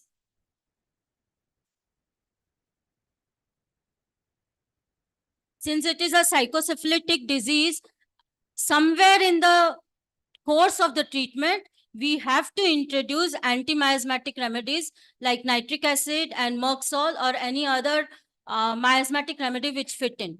So with this, I wrap up the topic of psoriasis and give the mic to the organizer.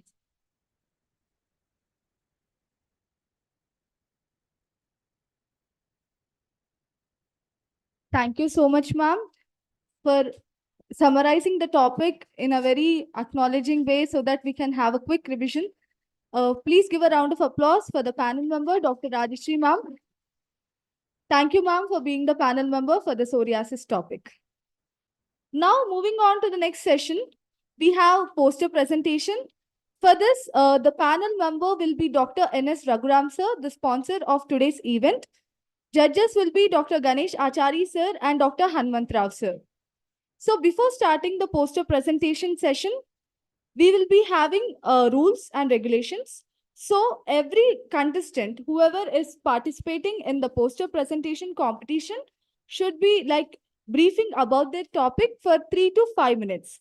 Marks will be 15 marks, 5 marks for information, 5 marks for editing, and 5 marks for presentation. On the whole, 15 marks will be awarded for each poster. So I request all the poster presenters to please be ready with their content. Yeah, thank you.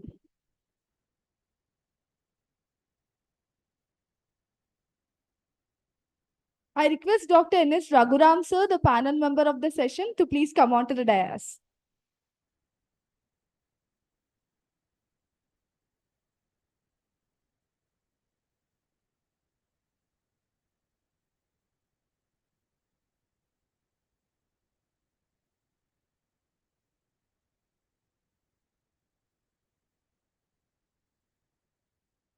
So today's first poster presenter will be Akshita. I call upon Akshita onto the dais to present her poster.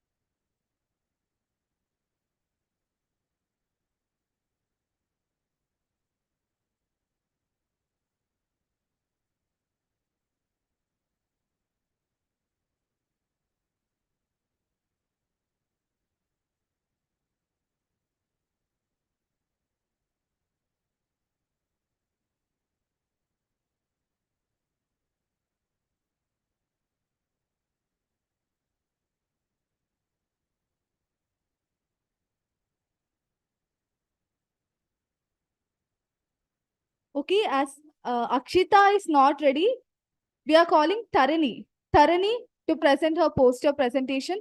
All the next participants like Ayman, Chanakya, Manogna, Niyati, please be ready. You will be the next presenters. Welcome Tarini with a round of applause.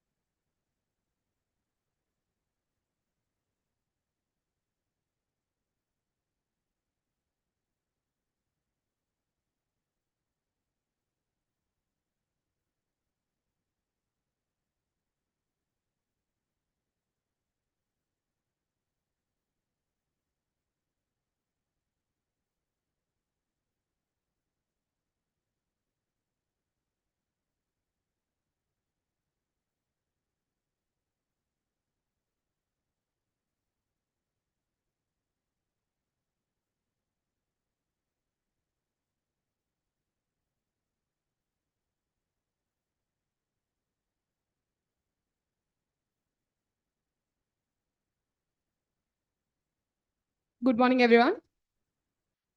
Today, my topic for the poster presentation is homeopathy and lifestyle disorders. So, in our OPDs, we'll be Tarani, sir. Okay. My name is Tarani, and I'm final year from Jim's Homeopathic Medical College. In our OPDs, we'll be mostly seeing the cases of lifestyle disorders, such as hypothyroidism, hypertension, cancers, diabetes, and we'll be in our home also, mainly our grandparents and our parents, they are mostly affected with these lifestyle disorders. Even many of us are also suffering from hypothyroidism. So, what is the role of homeopathy in our lifestyle disorders? There is mostly therapeutic approach, and these medicines are, after taking the whole case, the medicines are selected constitutionally. And also we should remember that there is a great role of diet and lifestyle of the patient to be followed. Even though if you are taking medicines more and more, if patient is not following the correct diet and lifestyle, there is no use of using medicine for months and months. And when coming to organon and the aphorism 208, Hahnemann describes that age of the patient, his mode of living and diet, his occupation, his domestic position, his social relation, and must be taken next into consideration in order to ascertain whether these things have tended to increase his malady or how far they may favor in hinder the treatment. In like manner, the state of his disposition and mind must be attended to learn whether that presents any obstacles to the treatment or requires to be directed, encouraged, or modified. And in the poster, you can see a statistics showing most commonly used polycus remedies in diabetes mellitus. So here there are the graphical representation bars showing moderate reduction in blood sugar levels. People who are using only homeopathy and homeopathy along with allopathy, and also some other Ayush related treatments. So here there is maintaining normal blood sugar level graph, which is showing 348. There you can see people who are using homeopathy along with allopathy. And here, even though people when they are when the patient they are approaching us, we will be giving our remedies along with the usage of allopathic remedies.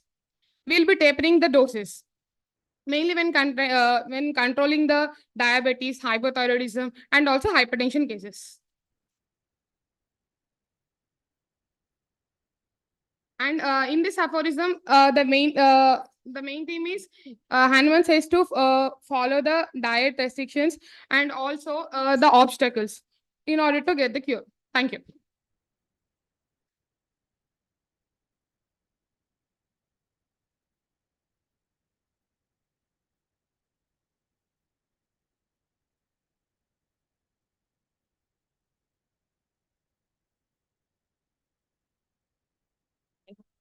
Next, I would welcome onto the stage Ayman Sultana from Dev's Medical College. Welcome.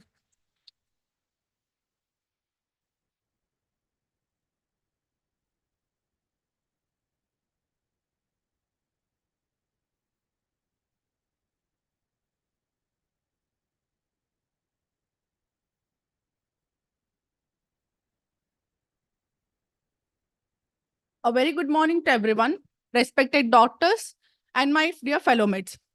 Myself, Ayman Sultana, a final year student from Dev's Homeopathic Medical College. Today, I stand before you to shed light on a pivotal aspect of a healthcare system that often gets unnoticed. That is the unleashing potential. Homeopathy's crucial role in India's $5 trillion economic transformation. Do you know India is on its way for $5 trillion economy? Yes, it is. And this achievement, it's a testament that India has potential to do it. India, world's fifth largest economy, which is growing rapidly and transforming itself into a global powerhouse. So, now what is this $5 trillion economy and where did it start from? In the initial, during the global summit, Prime Minister of India, Dr. Narendra Modi, he set us a stage.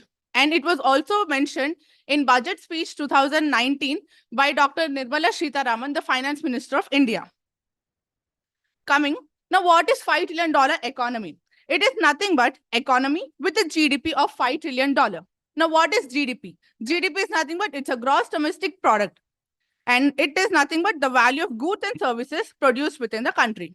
Without a further ado, let us understand what is the role of homeopathy.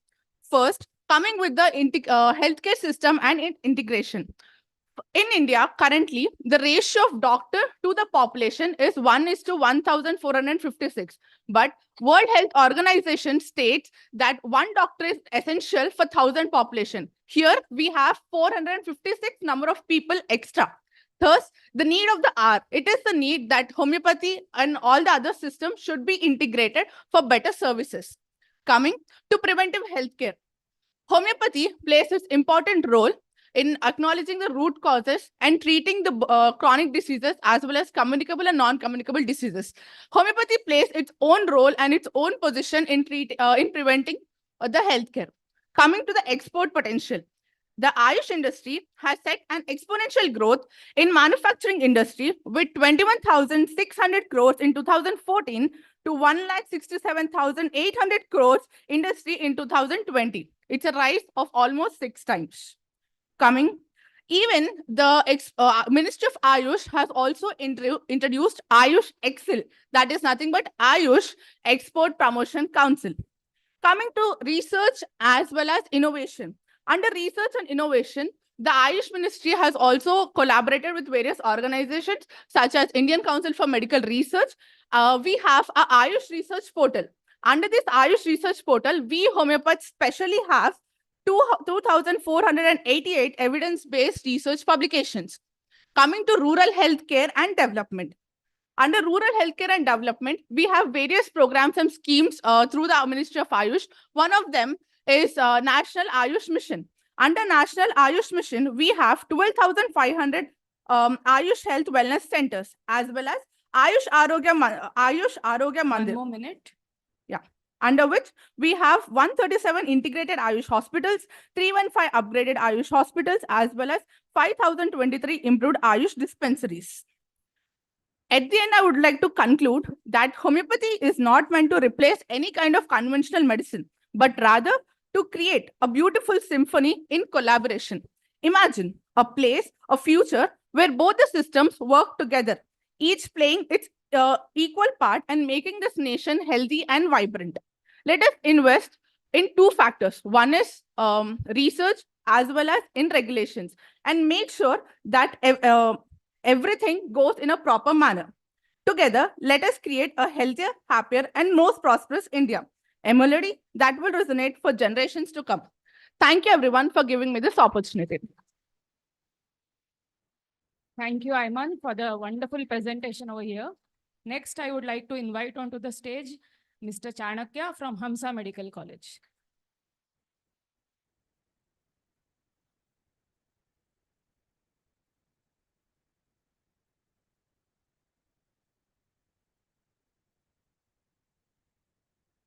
Good morning, one and all.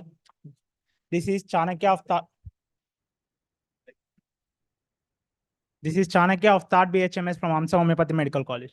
Today, my topic is COVID, a success of homeopathy. Yes, I'm proudly say we cured lots and lots of cases during the pandemic COVID.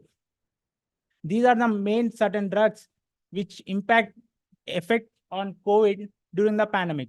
Arcelb is CCRH approved drug where it has an immune booster, but the guiding symptoms of the Arcelb directly related to the symptoms of the COVID, where restlessness, anxiety, and cough, chills, fevers. Directly, the main guiding symptoms is directly relating to the basic symptoms of the COVID, and where bryonia alba GIT complaints with the COVID symptoms, it is relating showing impact effect during the COVID, and camphor where it is the life-saving drug and cough, cold, and also the lycopodium. And other than these, there are gelsemium, influenza, and antimonocrotic.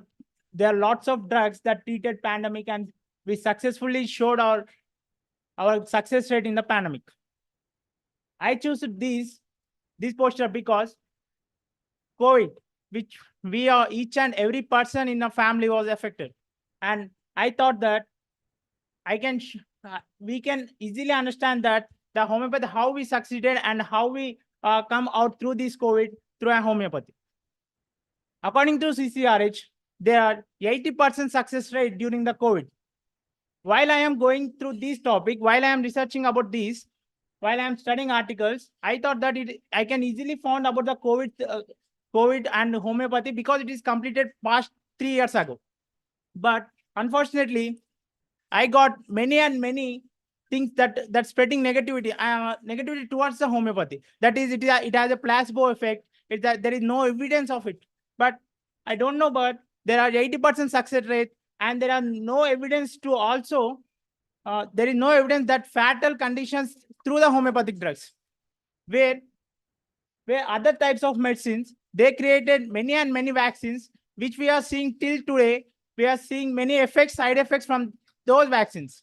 But I am proudly saying that homeopathy, we doesn't deviated our principles. We just followed our symptomatology in homeopathy, and also we treated not treated, just cured lots of cases in these pandemics. It is not only the first case, we also treated many cases in the past, like scarlet fever, many epidemic diseases like scarlet fever, measles, and mumps, and lots of diphtheria cases in the past. And we related our symptoms with our Medica drugs, and we cured many of drugs, many diseases, many pandemic and epidemic diseases. And I'm proudly saying that homeopathy can cure with a cost-effective and symptomatology, and we are the updated system of the medicine, where our Medica book has many and many symptoms to cure, and many diseases will be cured by the homeopathy. Thank you. Thank you for giving this opportunity.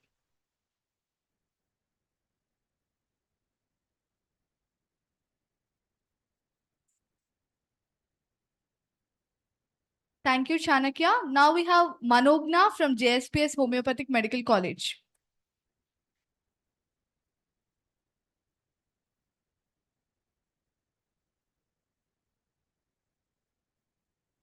Okay, Ash, the contestant. Next, we have Niyati from Jim's Homeopathic Medical College. Welcome her with a round of applause.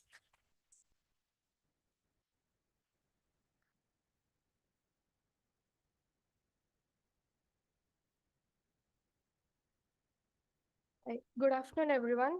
I'm Niyati from Jim's Homeopathy. Good afternoon, everyone. Good afternoon, everyone. I'm Niyati from Jim's Homeopathic Medical College. I'm presenting a poster on improvement of quality of life of cancer patients through homeopathy. In the realm of cancer care, where every moment is a battle, today I stand before you to shed light on complementary approach that's shown promise in this endeavor, that is homeopathy. All the challenges faced by cancer patients, it is here that homeopathy shines and offers relief physically and mentally through holistic approach by enhancing energy and improving immunity. Homeopathy also helps in reducing side effects of chemotherapy and radiation, such as nausea, fatigue, and hair fall, etc. Thank you all for giving this wonderful opportunity.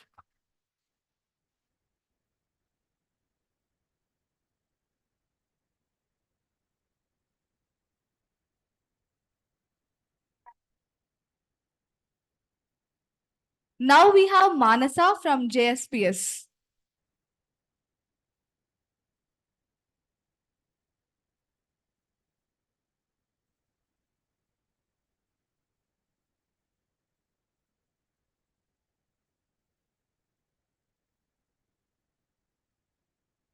Mohan Sari from JSPS Medical College. Yeah, welcome to a round of applause.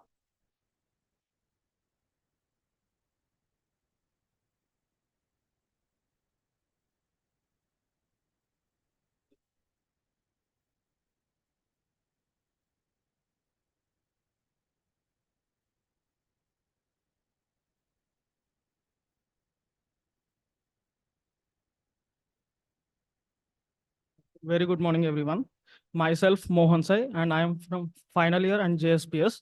And my topic is related to homeopathy and lifestyle disorders. And you can see in my poster that, fine, sir. Yeah. Homeopathy has a wide approach in related to the lifestyle disorders, and particularly in the modern living habits, we can see that the lack of exercise and the dietary habits in the public, and the homeopathy has a holistic approach where we can deal and prescribe the medicines to the patients as per the totality and individualization. Homeopathy can also have a significant role in triggering the mind habits and the mental problems, and it also addresses the cause which is present in the utmost and can't be removed from the allopathic medications. And in the lifestyle changes and the medications, the homeopathy has a better role and has an opportunity to cure the patient from complete. Thank you. Thank you for the presentation. Now we call upon Raghuveer from JSPS Homeopathic Medical College. Welcome him with a round of applause.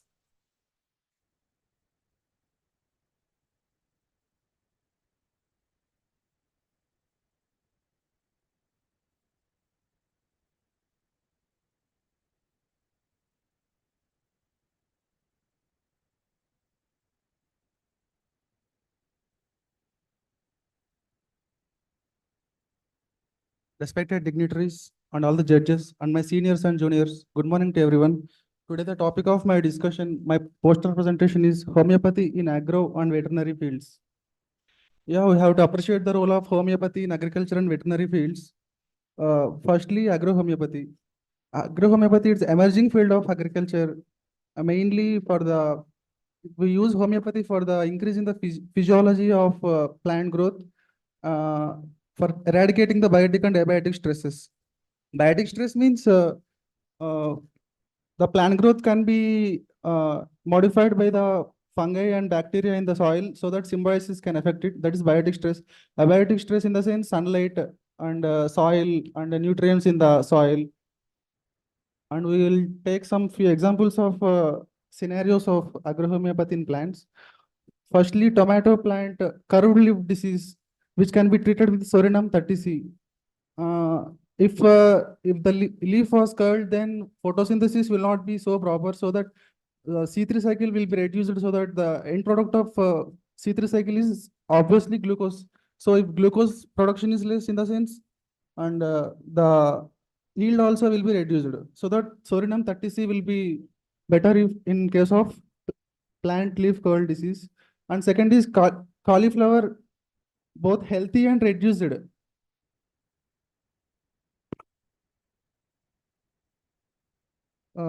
Dark leaf spot disease can be treated with high dilutions of arsenic trioxide, as arsenic increases the resistance to fungal infection. And third case is strawberry plant inoculated with fungus, can be treated with horn equisetum 6x, which is a fern, and sulfur 6x. And the fourth scenario is aging of soybeans. If the aging is delayed, then the farmers can feel the loss of it. So if aging is increased, then productivity will be increased, so that the income of the plant will be more. So which is regulated by the pulse and aggregants of different dilutions of 12, 18, 24, 30. The germination, the length of primary roots and shoots, the fresh weight of fruits and shoots, enzymatic activity will be increased by using pulse and aggregants. And the fifth scenario is Sina 30 and Santonine 30C in ladies finger plants. If nematode infestation is happened to the ladies finger plant, the productivity will be reduced. So Sina 30 and Santonine 30C will help in the nematode infestation reduction. The sixth case, the final case in is black fungus on the leaves of holy basil plant. The black fungus will be present in the leaves, which is removed by Azadirachta indica, which has antibiotic Your property. time is up. 1 more minute is there. The buzzer. Anti-helminthic and antifungal and antiviral property, along with Calendula officinalis, which is a homeopathic antibiotic, which promotes healthy growth after infectious attack. And we can appreciate the role of homeopathy in veterinary field also. And firstly, as warts are more common in dogs, not only dogs, but also all the cattle, the warts can be removed by Thuja occidentalis 30C. In humans also, we can use it humans are also a type of animal. No? And second case is bovine mastitis. As we can know that mastitis is inflammation of the mammary gland and the udder tissue of the cattle. Mastitis can be caused by virus, fungi, or bacteria, or the mechanical force caused by the trauma. We can cure it by Belladonna 30C and which is aggravated by touch, pressure, motion, and Phytolacca 30C, which is chronic mastitis, heavy, stony udder tissue. And diarrhea in rabbits can be cured by arsenic album 30C and phosphorus 30C. Feline hypothyroidism can be cured by natramide. And for gaining the weight of chicken, I mean hen or cock, we can use alfalfa tonic and calcarephos 30C for hardening the shells of the eggs so that the eggs will not break more and we can increase the productivity. Thank you, one and all. Thank you for the presentation. Now we call upon Sana from Hamsa Homeopathic Medical College. Welcome her with a round of applause.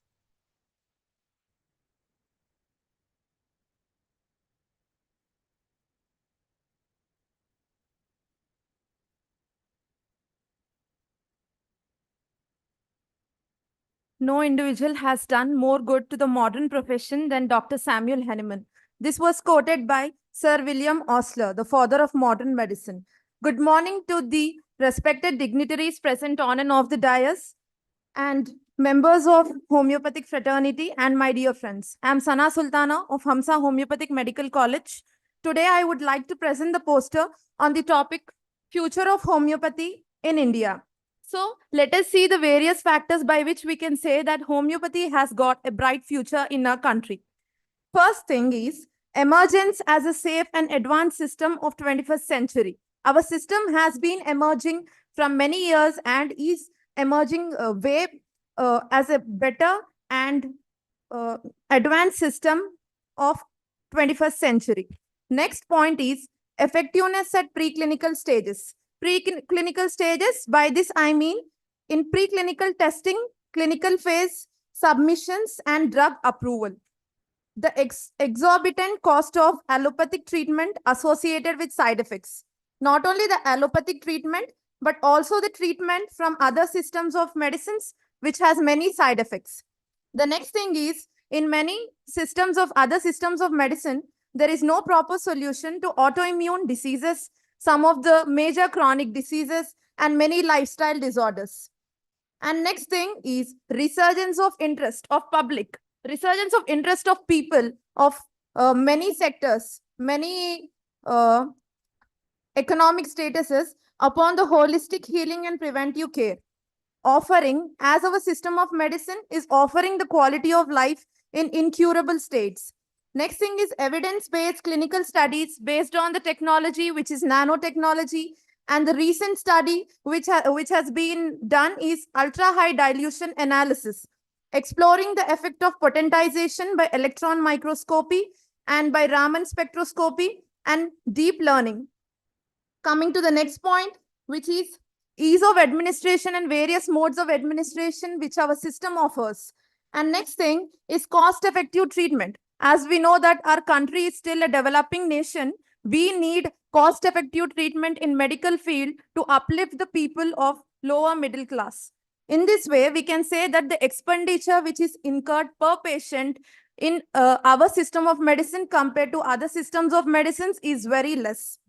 Next point is patient-centric approach involving individualization, which is the main thing of our system. The next thing is the improvement and increasing educational institutions, increasing infrastructure, better infrastructure, skilled manpower, and established drug industry. Next thing is creating opportunities not only in our country but also globally by Department of Ayush, by involvement and improvement of Ayush informative cells, counter-country MOUs, institute to institute MOUs. And last but not the least point is treatment in remote and interior locations where medical facilities are not available. I would like to conclude by saying, instead of focusing upon the existing modes, that is traditional, authoritative, trial and sector method, personal experiences and things, we have to focus, and what is required today to focus is upon the systematic reviews, randomized control trials, cohort studies, case reports, and expert opinions. By focusing on these things, no system can stop us from emerging as a global leader in homeopathy.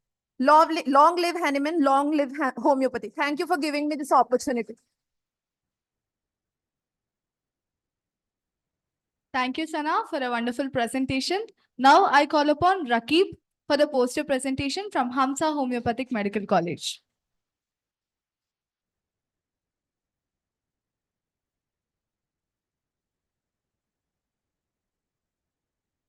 Good morning, everyone, respected dignitaries. Good and my dear friends. Today I'm going to present my topic on the Indian stalwarts. As you all know, Dr. Praful Vijaykar sir, he is the master of cure for incurable, and he is the founder of predictive homeopathy, where the most of his major contributions his major contribution is the predictive homeopathy, which he gave in three parts. The first part is theory of suppression, second is theory of acute, and the third is the end of miasmation. His latest books are on genetic mathematics and frequent encounters. Next, we move on to Dr. Praful Vijay, Farooq J. Master, where Dr. Farooq J. Master is professor and practitioner in homeopathy, where he was given the first Indian to be honored with Master of Homeopathy. And he has been running separate homeopathic oncology OPDs in KEM Hospital in Pune.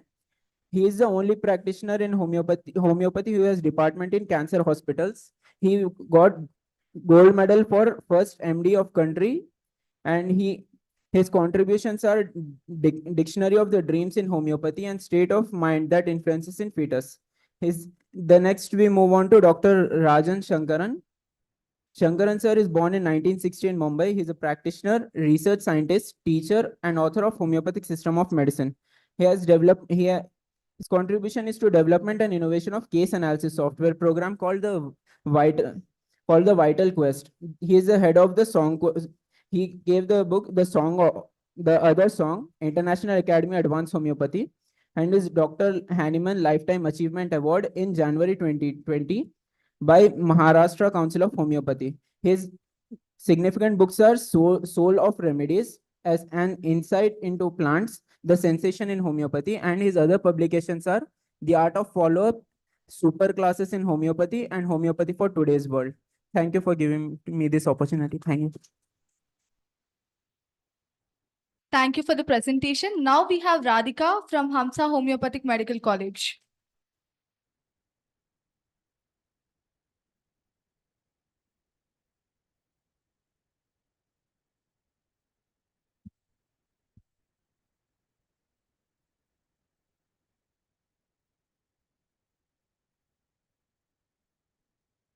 Good morning, everyone.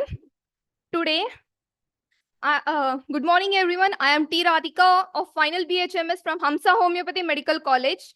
Today, I would like to introduce you all to the newest approach of and the emerging field of homeopathy in agriculture and veterinary fields. With the aim of obtaining healthy and toxin-free foods and eliminating the use of agrochemicals, the other alternative methods other than the presently conventional method of medicine which is used in agriculture and veterinary fields, the farmers and researchers are looking forward for an alternative method which could be the agroecology and the organic agriculture. There is ongoing debate among the stakeholders about the future development of agriculture and food systems to meet the global challenges of food supply, biological and cultural diversity, climate change, and social justice. Among other options, agroecology and organic agriculture are under discussion. So, agriculture, it is the science and art of cultivating the soil, growing crops, and raising the livestock. The way we farm determines the vitality of our food and environment. This quotation implies to the agroecology and the agro-homeopathy, organic agricultural practice which need to be encouraged in India. Agro-homeopathy is a variable alternative to improve organic agriculture since homeopathic medicines are innocuous substances with the capability to activate the measurable response mechanism when used in plants, animals, and humans.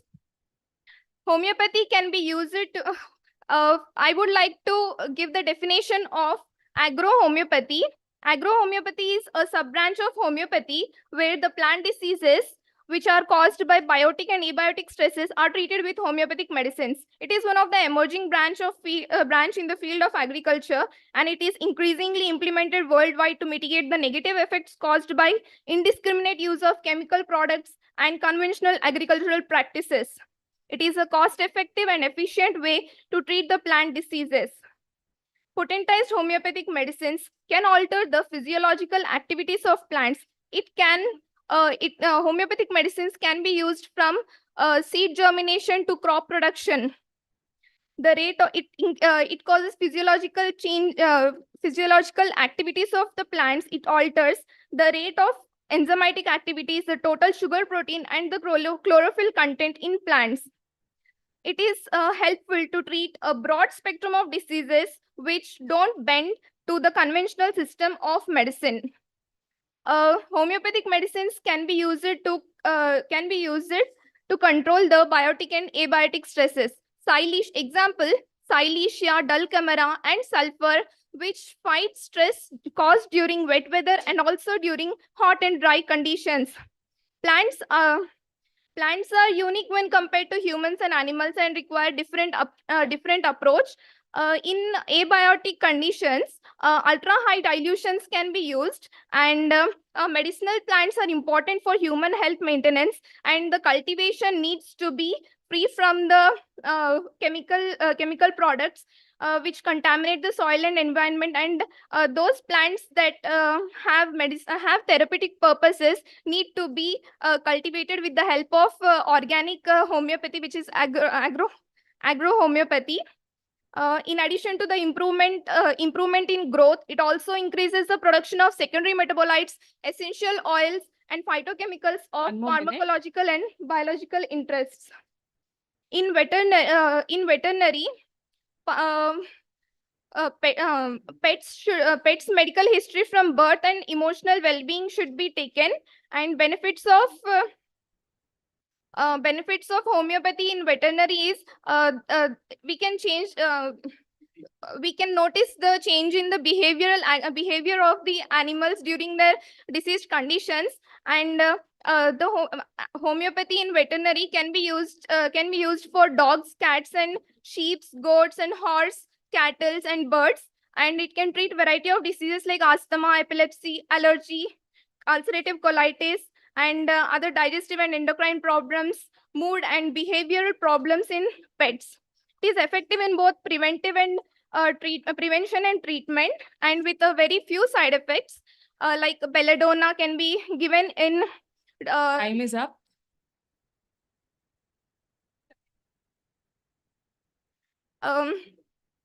I would conclude by saying that use of homeopathy in agriculture and veterinary field may be very cost effective and efficient way to to bend the conventional system of medicine.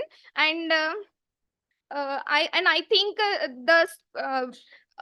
the farmers and the pet owners are unaware of the use of homeopathy in these fields also, and hence the advertisement and educative material should be given to the farmers and to the people in exhibitions, in Kisan Melas and in the seminars, and research should be made more on these fields.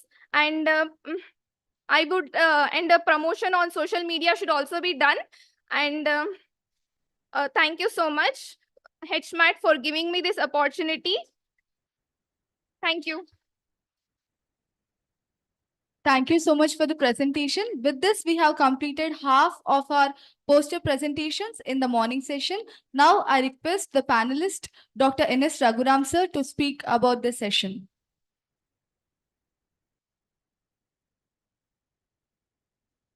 Good afternoon, everyone. Firstly, let me thank Team HMAT for giving me an opportunity to be on this panel. Let me first congratulate each and every participant. All of you have done really good. Yeah, you can clap. There are certain points I would like to make.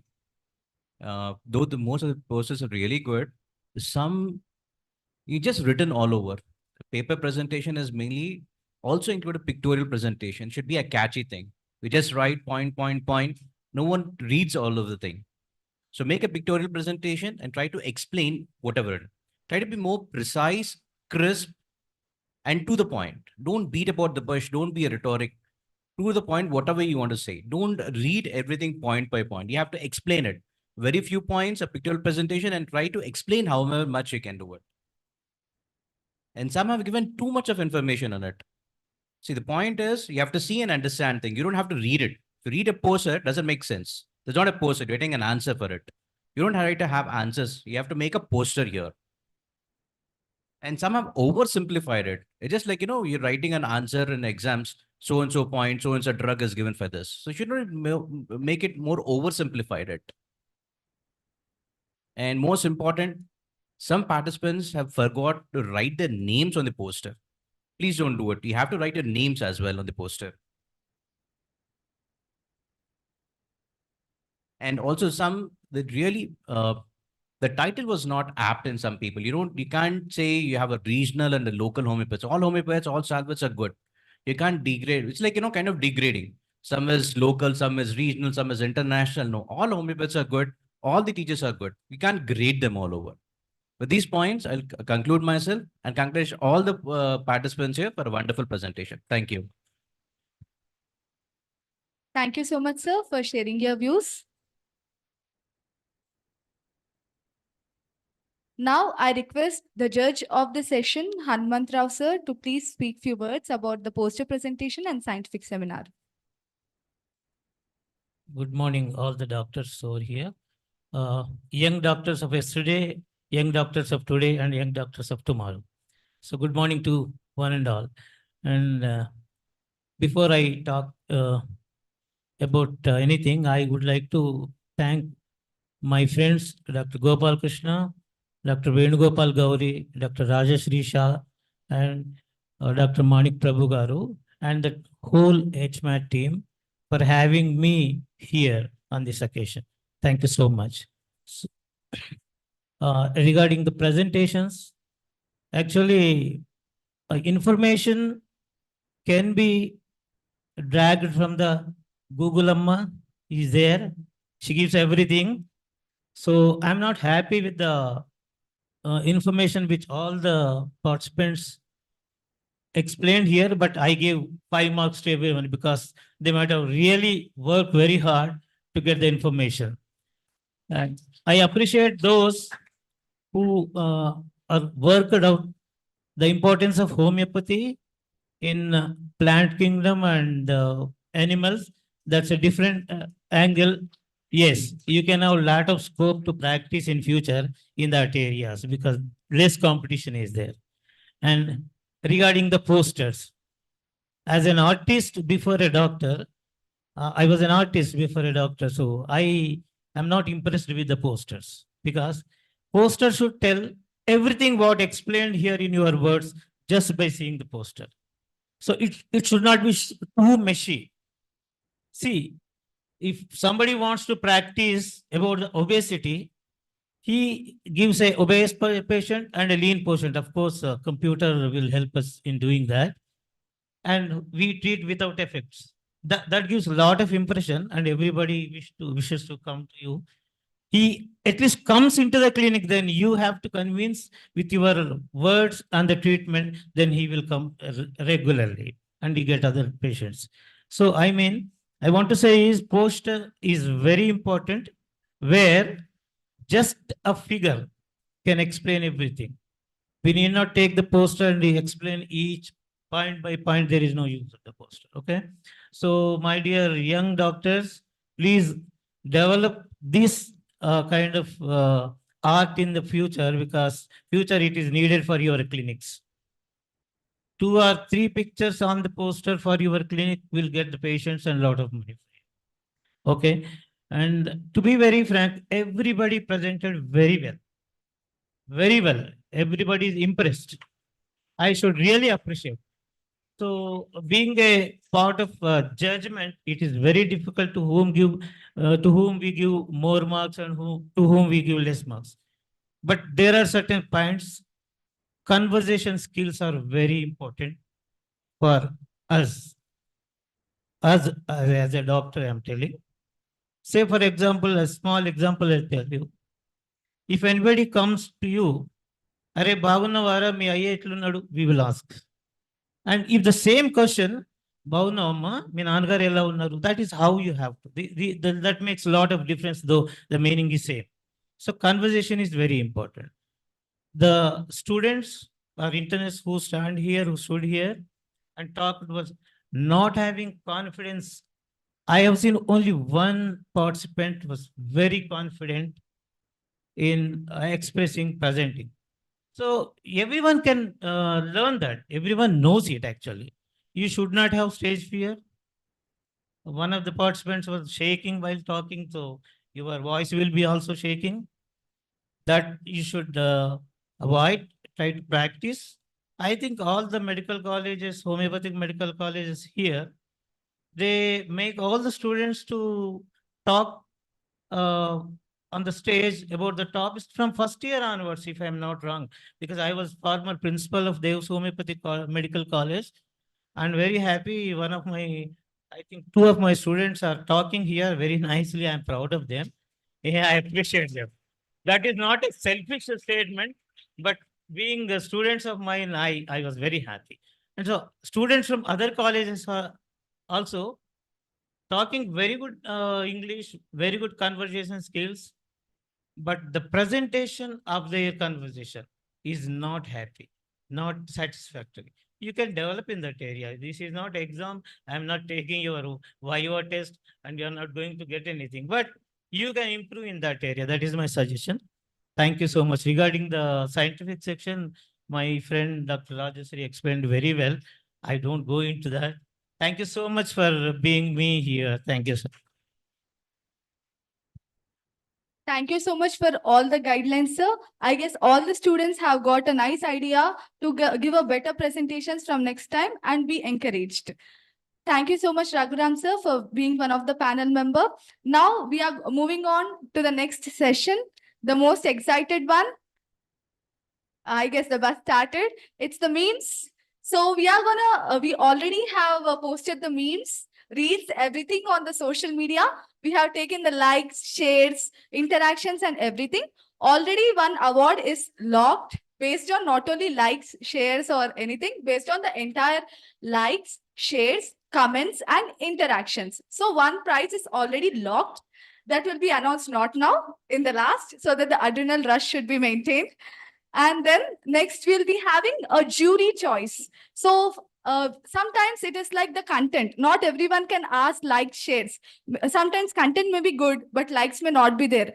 But jury is the one which decides based upon all the eligible criteria, based upon the editing, based upon the creativity, based upon the presentation. So each meme will be given 20 marks for the information, editing, presentation. So we also ask all the contestants to just come over the stage and stand when your meme or whatever is played. We are not going to ask you all to explain anything, so don't get tensed. Just give your presence whenever your meme or reel is presented. So now we ask all the meme contestants to please be ready. So now, first of all, we have 22 memes and 22 reels. As you all know, the entire count for all the contestants was 99. And first in this session, we'll be telling about the memes. Then next in the afternoon session, we'll be talking about the reels.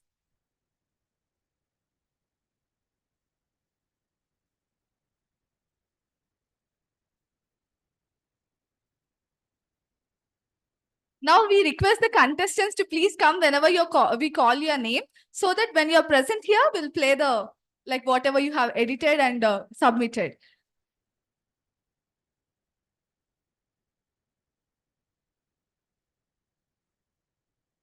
Now, first we call upon Shavan, contestant number 1, Shavan from JSPS Homeopathic Medical College.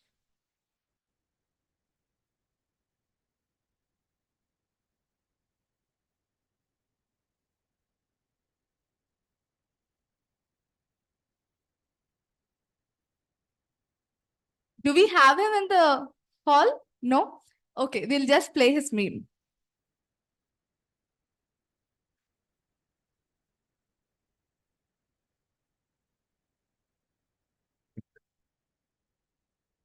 ఎన్నో వేల మందులను నాపై ప్రయోగించేందుకు ధైర్యం ఎక్కడిది? ఆ మందుల యొక్క లక్షణాలను పొందుపరిచేందుకు ఓపిక ఎక్కడిది? ఎన్నో పుస్తకాలను రాసేందుకు అందించేది ఎక్కడిది? మానసిక స్థితిని బట్టి మందులు ఇవ్వచ్చు అనేంత మహిమ ఎక్కడిది? వ్యాధి కన్నా రోగి లక్షణాలే ముఖ్యమని చెప్పినంత నిపుణత ఎక్కడిది? భవిష్యత్తు కోసం ఒక మంచి వైద్య విధానాన్ని నిర్మించే ఇంకెక్కడిది?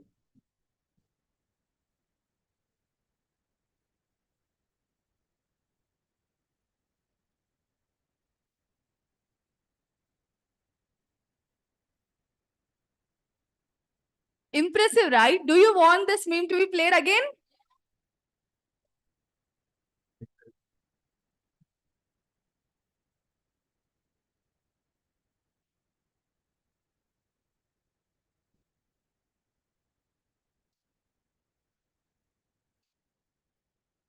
ఆ మందుల యొక్క లక్షణాలను పొందుపరిచేందుకు ఎన్నో పుస్తకాలను రాసేందుకు అందించేది ఎక్కడిది? మానసిక స్థితిని బట్టి మందులు ఇవ్వచ్చు అనేంత మహిమ ఎక్కడిదో? వ్యాధి కన్నా రోగి లక్షణాలే ముఖ్యమని చెప్పేంత నిపుణత ఎక్కడిది? భవిష్యత్తు కోసం ఒక మంచి వైద్య విధానాన్ని అందించేంత ఎక్కడిది?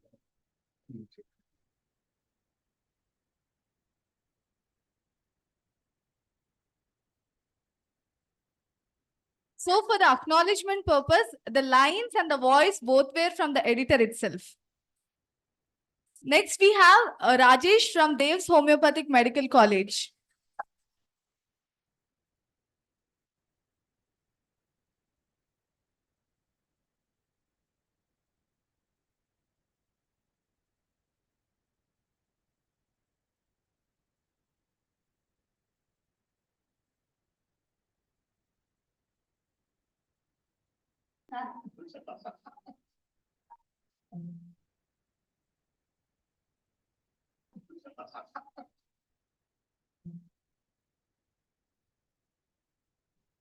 Thank you.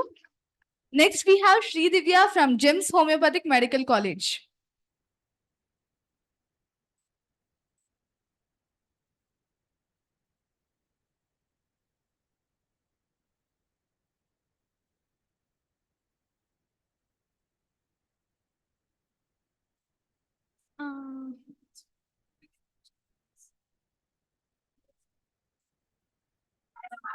You are in this. It's a best. All right, how do we do that? Where? Acupuncture, right? Each of those maps was drawn up by someone who could see in part, but not the whole. Because I cannot believe fairy tales about chakras or energy or power. There's no such thing as spirit. We are made of matter, nothing more.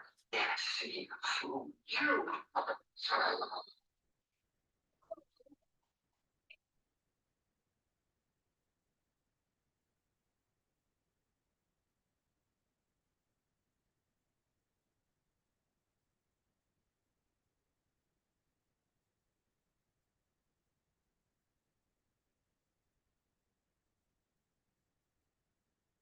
You want to play us it again?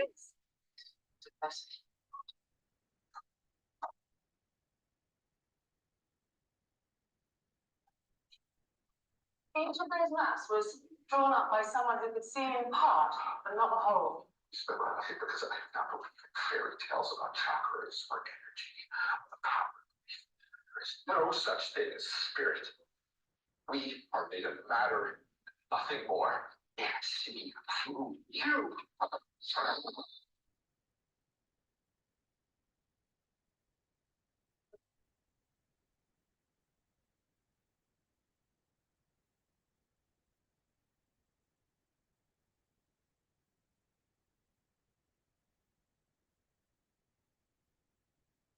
Next, we have Naveen from Hamsa Homeopathic Medical College. He submitted 2 memes.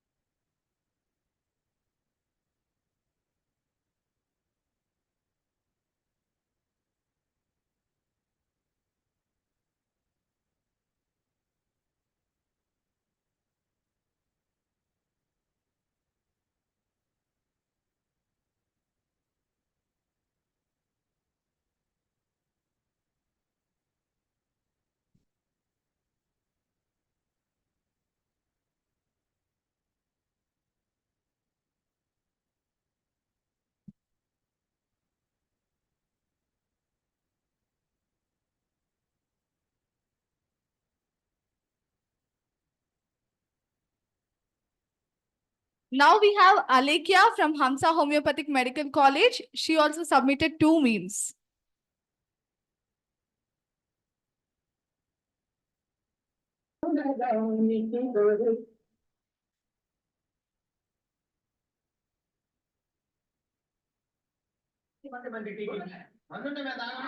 మందు లేదు రామదేవన్ బాబు గారు MC water దాంట్లో కొంత water ఇస్తే సరిపోతుంది వాటర్కే కాబోయా నీకోసం football తీసుకొచ్చాం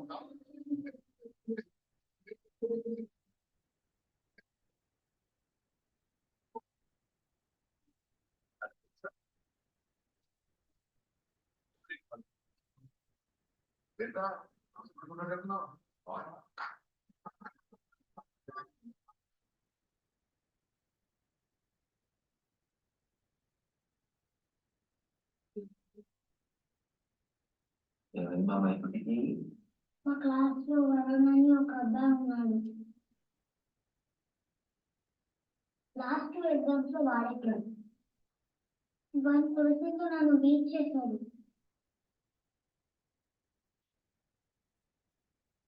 Next, we have C. Kirtana from Jim's Homeopathic Medical College. She also submitted 2 memes.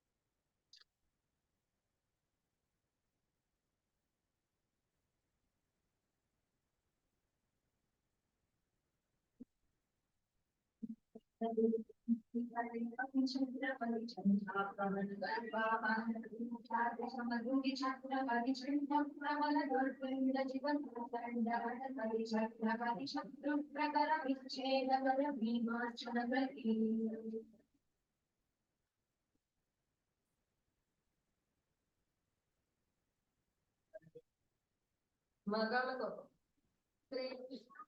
మాకు మగాళ్ళంటే అర్థం చెప్పు మగాళ్ళంటే కోపం కనిపిస్తుంది తగ్గించుకోండి మంచిది మీరు అనుకున్నట్టు మగాళ్ళంతా దుర్మార్గులు కాదు కొందరు మంచోళ్ళు కూడా ఉంటారు నాకు తెలిసి ఎవ్వడు లేడు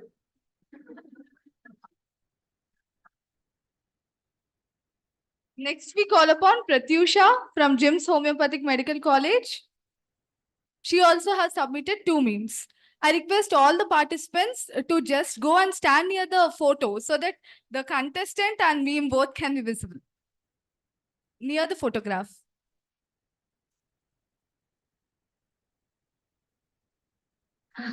They want to talk. No words.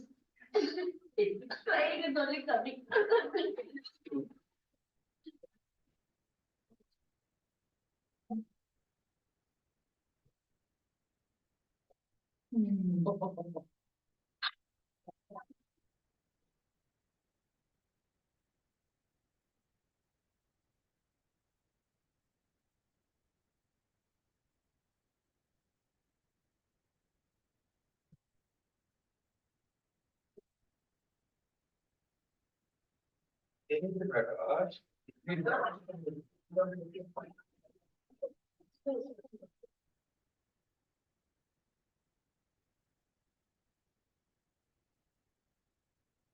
Now we call upon Shashank from Hamsa Homeopathic Medical College.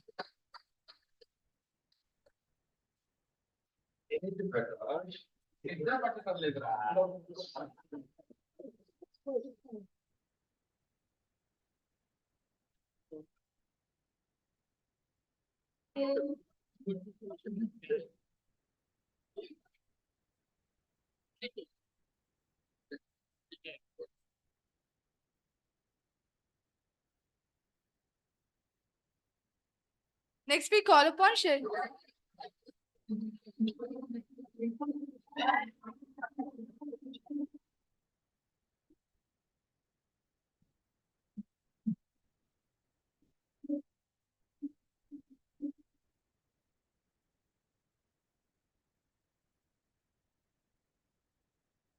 చెప్పకి చాలు నేను పోతాను నేను పోతాను ఉంటాను పోతాను పోతాను పోతాను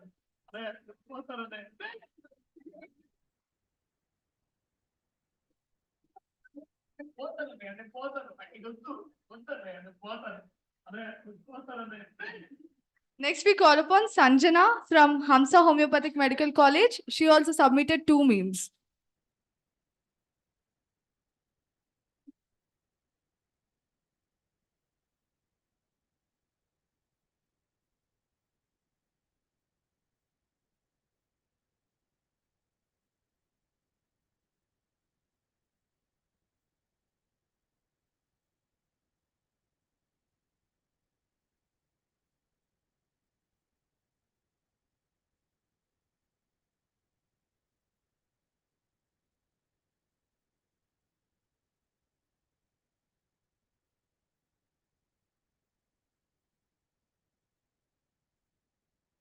Now we call upon Mukesh from JSPS Homeopathic Medical College.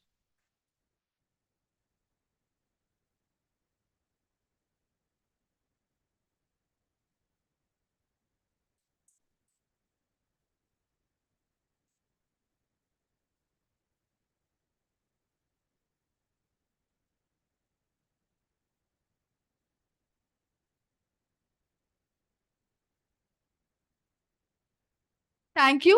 Next, we call upon Raj Kumar from MNR Homeopathic Medical College. Everyone cheer up for the contestants.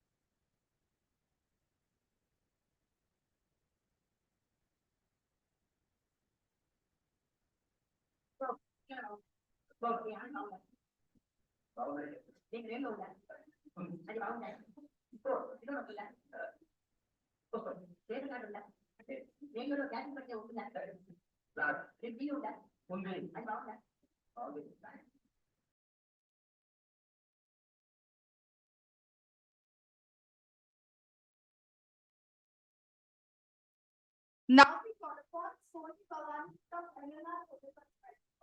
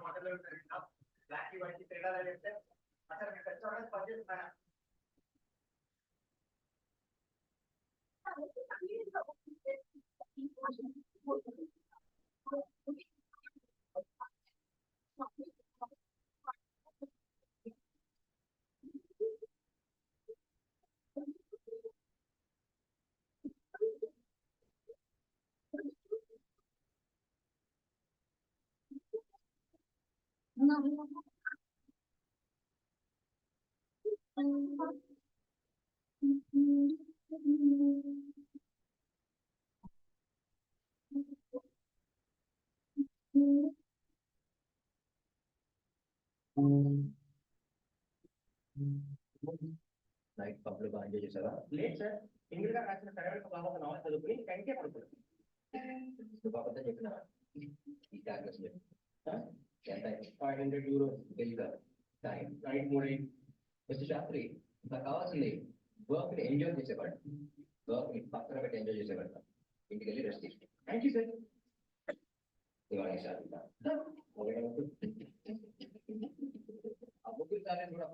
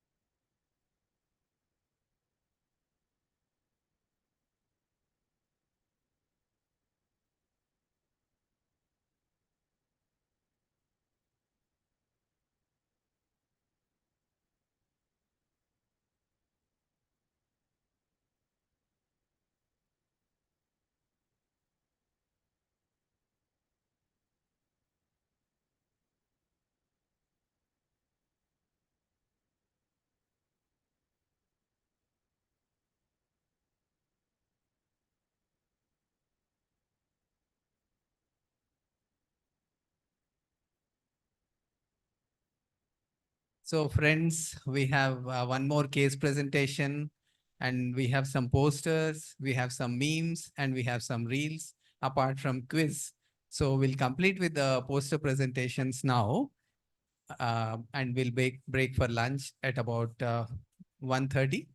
And after lunch, we'll have one case presentation. And as you know, again, one round of memes and reels and one round of quiz. And that's where we stand today about the program. Hope you are all with us.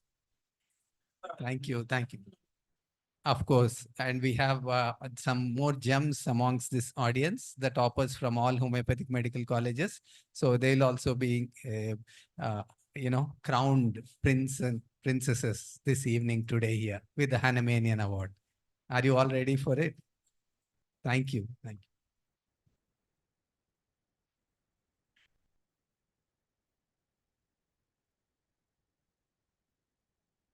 I request the same panelists and judges to be remaining on the stage for the poster presentation competition also.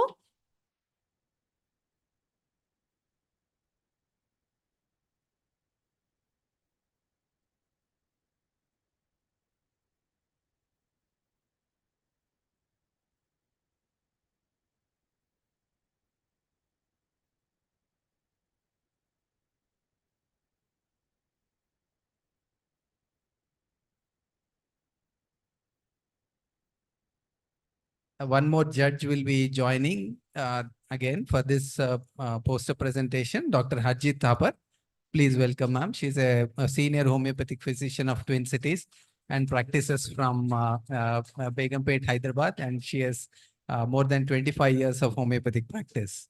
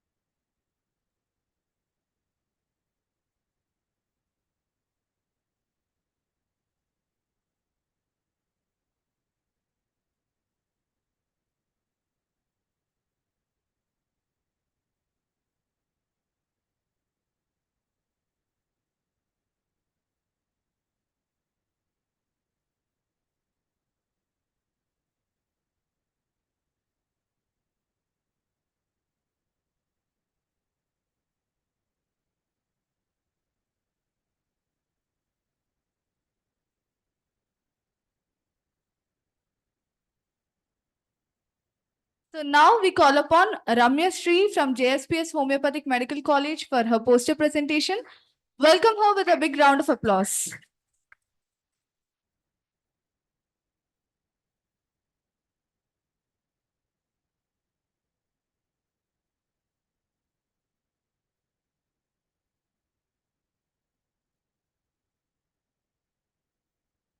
Very good afternoon to everyone present here.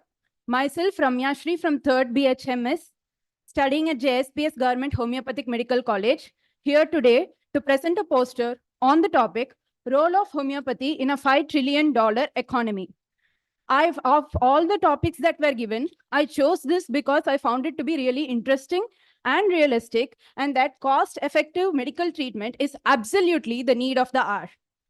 Firstly, homeopathic treatment focuses on eradicating the disease from its root cause, which means that we would have heard people say that after using homeopathic medications, their problems do not reoccur. I personally have heard this from many patients in our OPDs, especially for skin diseases, which means we are cutting their expenses down on surgical and other conventional treatments, which are more expensive. Secondly, our homeopathic medicines have less or minimal side effects, which means once the patient has been cured, he can continue with his or her job without any further hindrance in their health. which means that their productivity in their jobs is automatically increasing. That means our economy will also be increasing eventually in the long run. Next and the most important point is that the production of our homeopathic medicines is really cost effective because we primarily rely on raw materials like plants, animals, and minerals, which are available in abundance in our country itself. Even though we import some exotic plant species, if we invest properly and simulate the proper conditions, they can also be grown in our own country. And our motto of more quality over quantity, that is potentization by various means that we are producing more powerful medicines with comparatively low quantity of raw materials. Isn't that really helping our economy? Last but not the least, our homeopathic medicines have really long shelf life. Our mother tinctures are viable till 5 years, and our other medications are viable and useful for many years together. This is an example cited from the Mandal and Mandal textbook of homeopathic pharmacy. Our homeopathic medicines do not need expensive storage modernized facilities for to not lose their viability. The only things that are required are they should be avoiding the exposure to the direct sunlight, and they should be kept in a comparatively dry environment. Isn't that economically feasible? So conclusively, I would like to quote, health is wealth. And homeopathy not only preserves our health, but also saves our wealth. And investing in our economy in homeopathy and homeopathy in economy is definitely a win-win show. Thank you all. Thank you for the presentation. Now we call upon Vaishnavi from Jim's Homeopathic Medical College for the poster presentation. Welcome her with a big round of applause.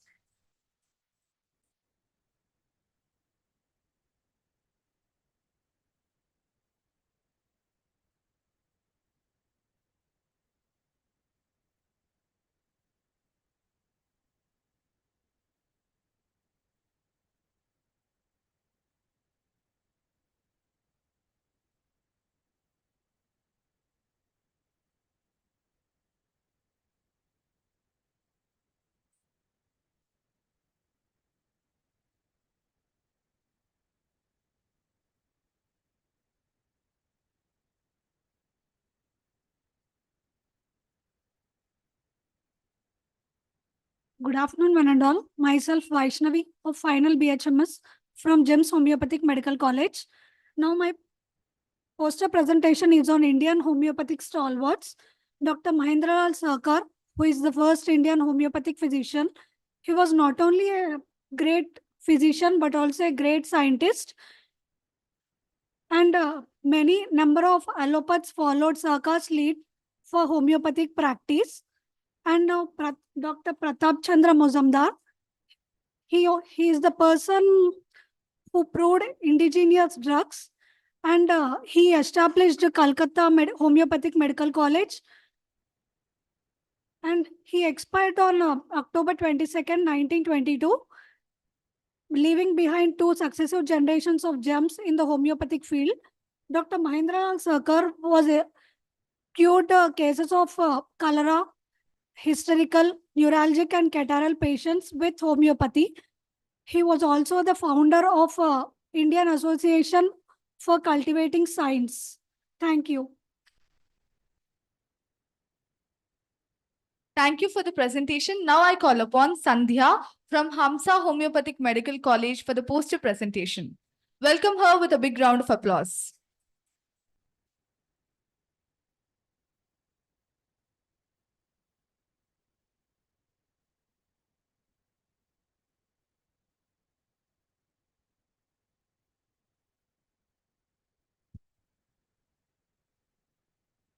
Good afternoon, one and all. Myself, Banod Sandhya from Final BHMS, Hamsa Homeopathy Medical College. Today, I am here to present a poster on topic called Homeopathy and Lifestyle Disorders. Lifestyle disorders are those health problems that react to the lifestyle changes, and all the lifestyle risk factors have one common property, that is the cell hypoxia. It is the driving force for all the lifestyle disorders. And coming to the risk factors of the lifestyle disorders are physical inactivity, alcohol abuse, stress, and unhealthy diet, and tobacco chewing and alcohol consumption will lead to the development of lifestyle disorders such as cancer, diabetes, and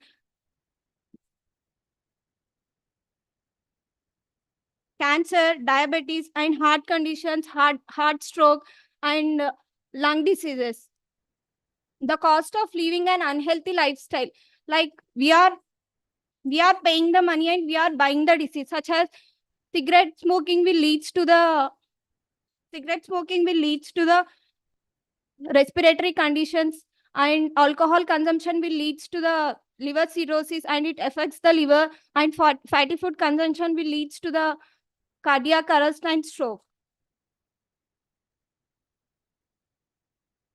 And your lifestyle and how you live and eat, emote and think will determine your health. To prevent disease, you have to change how you live.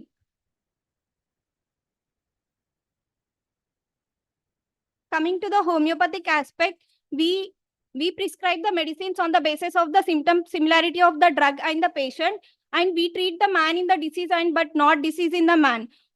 Homeopathy is the holistic approach to treat the patient by considering the mental, physical, spiritual spheres of the individual. We can control the lifestyle disorders well with homeopathy without any side effects and also without any drug dependency.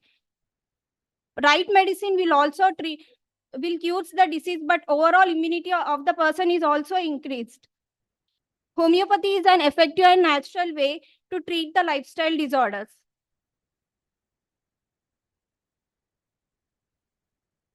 And there is a small mnemonic for the lifestyle disorders for the prevention, that is VAST. W means weight cessation. W stands for weight control, and A stands for alcohol reduction, and S stands for smoking cessation, and H stands for health promotion, and E stands for exercise, and D stands for diet. And I conclude my poster presentation by giving an quote, that is, your genetics will load the gun, but your lifestyle will pulls the trigger. Thank you. Thank you for the presentation. Now I call upon K. Shravani from Dev's Homeopathic Medical College for the presentation.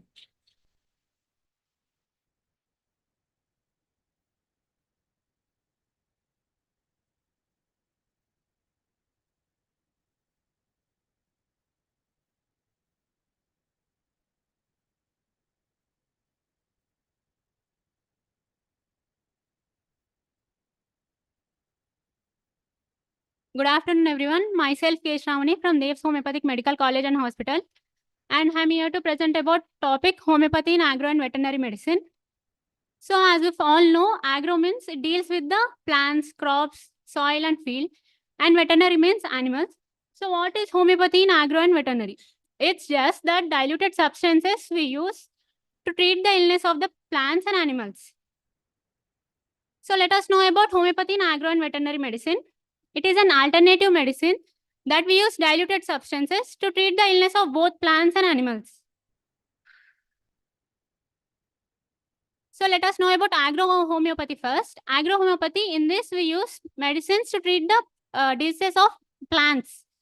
Is the best alternative to use for the chemical fertilizers, pesticides and fungicides. In this we use the dilutions, the power of dilutions by spraying, by irrigation system and by soil treatments. So it's the concept that why we have to use homeo in plants. Like we have chemical fertilizers, pesticides and fungicides also. So I prefer that it increases the plant growth. As you can see in first picture, it increases the plant growth in natural and safe manner. And it is also an alternative to pesticides. So we can say no to pesticides. These pesticides cost hundreds and thousands of rupees, which are burden to farmers.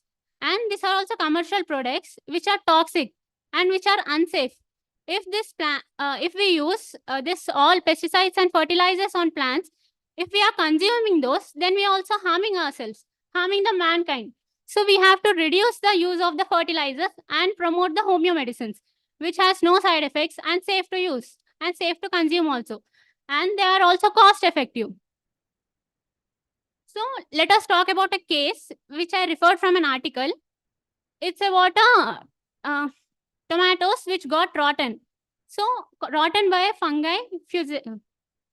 Fusarium rosea. So it is treated by the two medicines, Caliiode and Thuja, in both pre and post-harvested conditions, and it got cured. See the miracle of homeopathy. Just by using dilutions, we can cure the disease of plants in a safe manner. In this, we see the visible symptoms and micro evidence while taking the case. This is about agro, and let us know about veterinary homeopathy. So in this homeopathy, using principles of homeopathy, we treat the animals, and we can treat many acute and chronic diseases of the animals. In this, animals, as they can't speak, I have leg pain, I have this and that. So One more minute. So we depend upon the observation. In this, observation is the key. As Hahnemann also told in aphorism 6 and aphorism 90 in case taking, observation is the key for the physician to deal the cases in this, like in this. As you can see, one case of a lab dog of 4 years who had symptoms of discharge which is offensive and accurate, and he was continuously scratching and tappings here. So he got cured by the silesia. So why we have to choose homeopathy in veterinary? It prevents the diseases, it boosts immunity, and we here take the holistic approach. They are cost effective, and in this we can see the antibiotic resistance. As many of us, for small complaints also, we are using antibiotics. So we can reduce the antibiotic resistance by taking the homeo medicines. So I conclude that in this topic. Why I choose this topic? Because I don't know personally in first year that homeo works on plants and animals also. I got one line. I got the efficacy of knowing the homeo in agro and veterinary in my second year. So I want to create awareness, and research should also be done on agro and homeopathy. So it is useful for farmers, as India is based on agriculture most of the India. So if we homeo should be encouraged.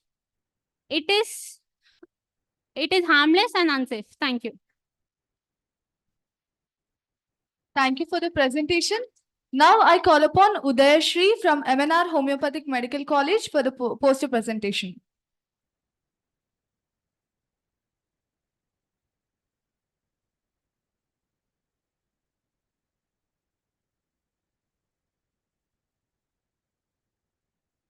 Good afternoon to all the dignitaries present over here. I am Udayashri from MNR Homeopathic Medical College, final year. My poster on agro homeopathy, an experimental study to evaluate the effectiveness of salicylic acid against chili mosaic virus on chili plants. This study is of 6 months, which has been conducted in a greenhouse under the guidance of Dr. Sureka ma'am. My sample size is 20 plants, where a partition was done for 4 groups, and different potencies of salicylic acid has been used: 6C, 12C, 30C, and 1 group placebo. After vegetative state, the salicylic acid has been sprayed, foliar application has been done, and results 12C has shown a very good results compared to 6C, 30C, and placebo. First symptom appeared is leaf mottling, followed by leaf curling, and stunted growth appeared in plants. So I conclude that salicylic acid has shown very good result in controlling chili mosaic virus in chili plants. Thank you. Thank you for the presentation. Now I call upon Tansil from Hamsa Homeopathic Medical College for the poster presentation. Welcome him with a round of applause.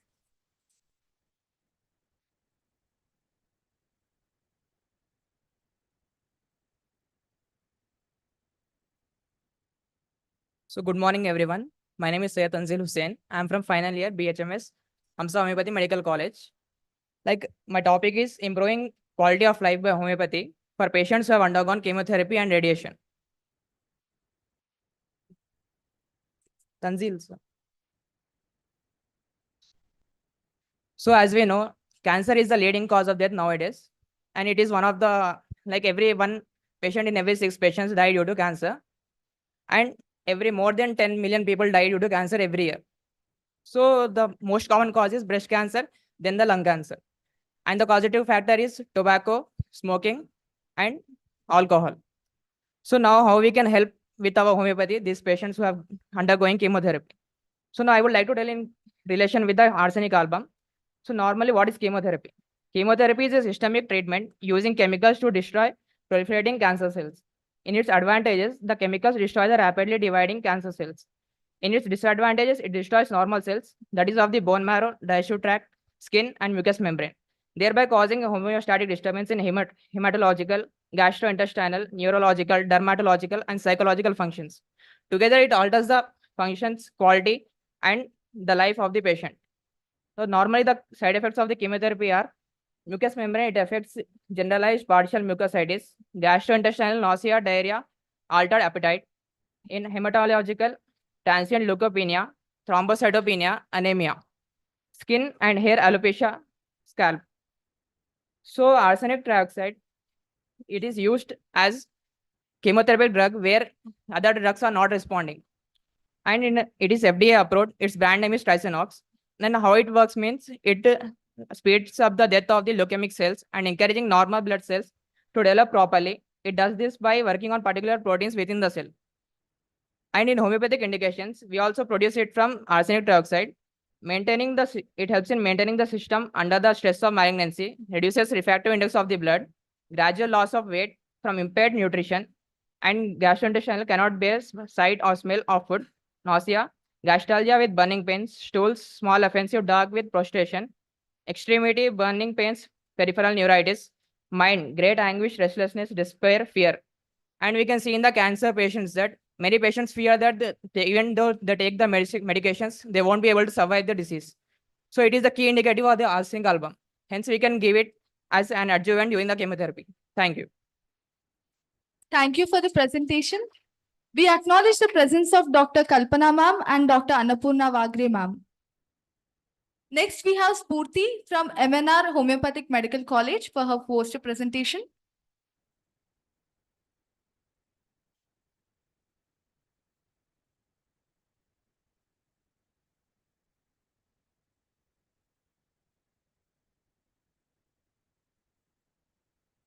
Good afternoon, everyone. I am B. Spurti from 4th year BHMS from MNR Homeopathic Medical College.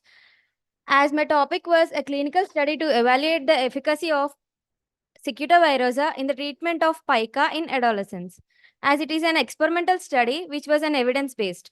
So pica is a compulsive eating disorder, which is an abnormal appetite for the substances which have no nutritional value.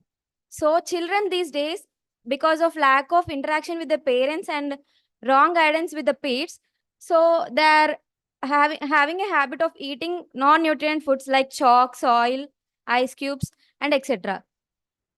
So the causes may be stress learned from their friends, maternal deprivation, iron deficiencies, and nutritional deficiencies. These may lead to the lead poisoning, helminthiasis, and surgical and medical conditions. So, as I took this topic, the young children are also suffering because they are having the habit of eating this type of non-nutrient foods. So, I took a sample size of 30 and potencies with 30, 200, and 1M. So, the Cicuta 200C have shown a very good result where all the patients have improved from extreme to the moderate.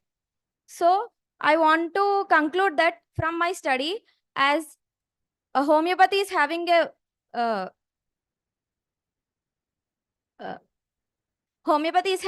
good efficacy in the improvement of the pica, and also Cicuta is showing a good result. Thank you. Thank you for the presentation. Now I call upon B. Akshita from JIMS Homeopathic Medical College for the poster presentation.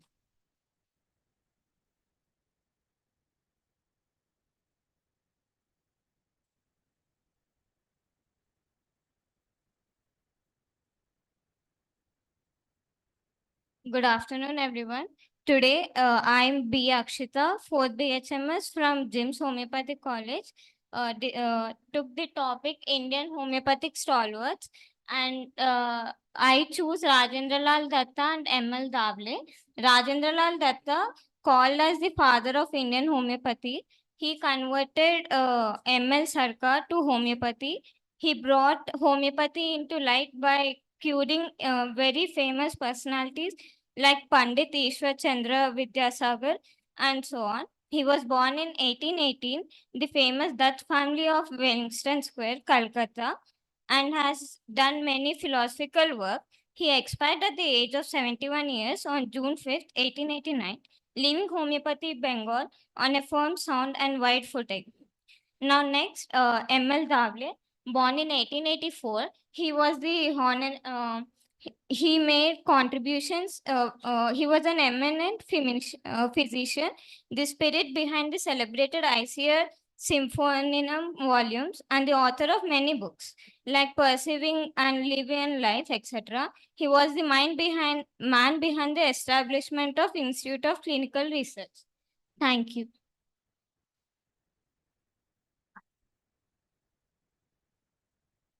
Thank you for the presentation. Now I call upon Samreen from MNR Homeopathic Medical College for her presentation. Welcome her with a big round of applause.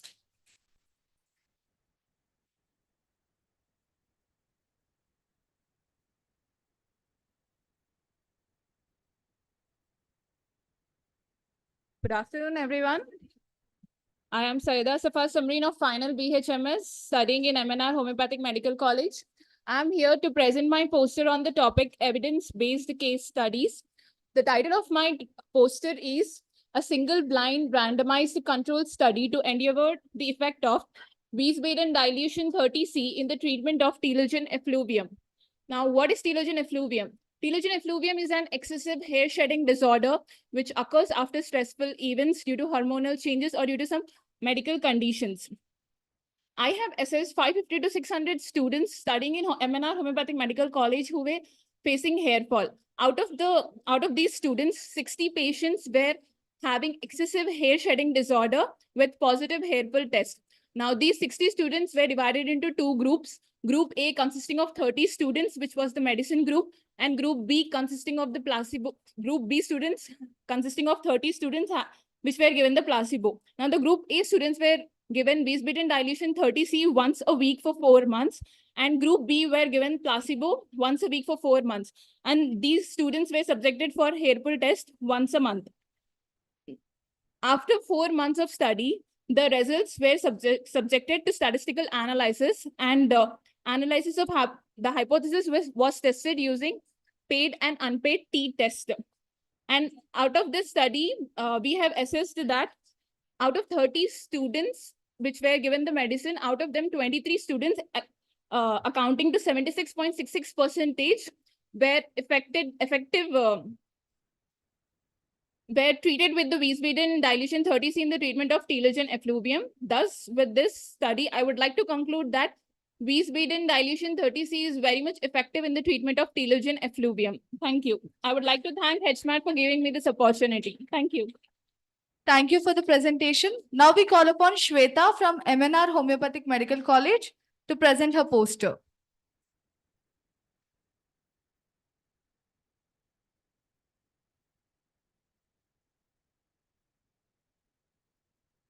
Good afternoon, everyone. This is Sweta Sri Varma Lakamraju, final year BHMS student from MNR Homeopathic Medical College. Today, I'm here to present my research in a form of poster, which belongs to the topic homeopathy in agriculture. My research is to evaluate the efficacy of Thuja occidentalis 200 in Lucinodes orbonalis, which affects the Solanum melonganae plant, that is brinjal. Agrohomeopathy is an emerging field in agriculture which integrates homeopathic principles to enhance plant growth and productivity. And my aims and objectives is to verify the efficacy of Thuja 200 in eradicating Lucinodes orbonalis, which says that till now we know the action of homeopathy in human beings, but with this research we can know the action of homeopathy in plants. And my another aim is to provide eco-friendly, non-chemical fruits and vegetables to the society, where many farmers are using chemical pesticides like timoxetam and imamectin benzoate, which are very adverse to both humans and environment. To eradicate this, we can use homeopathy.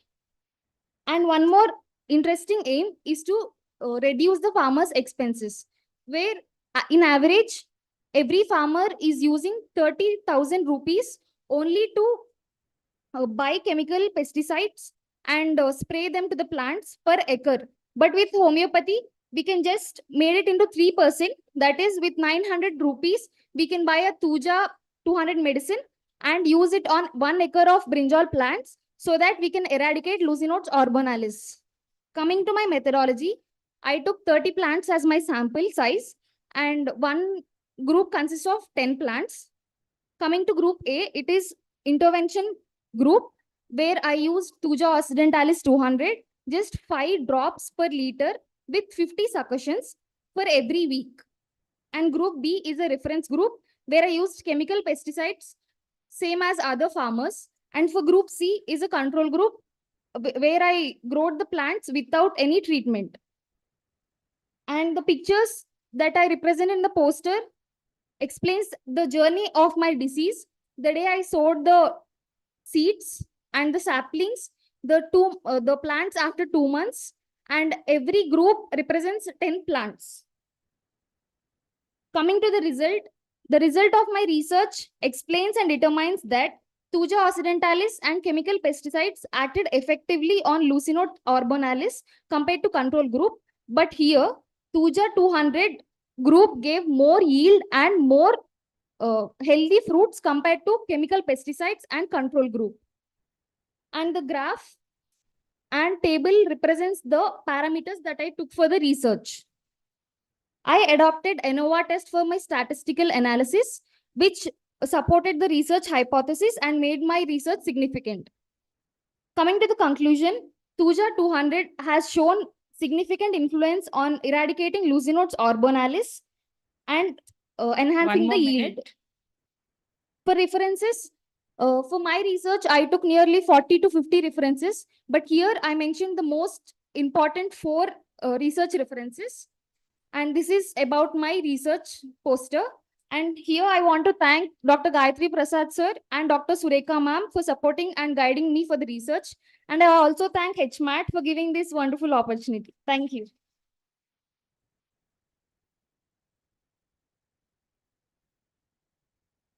Thank you for the presentation. Now I call upon Srinidhi from Dev's Homeopathic Medical College for the poster presentation.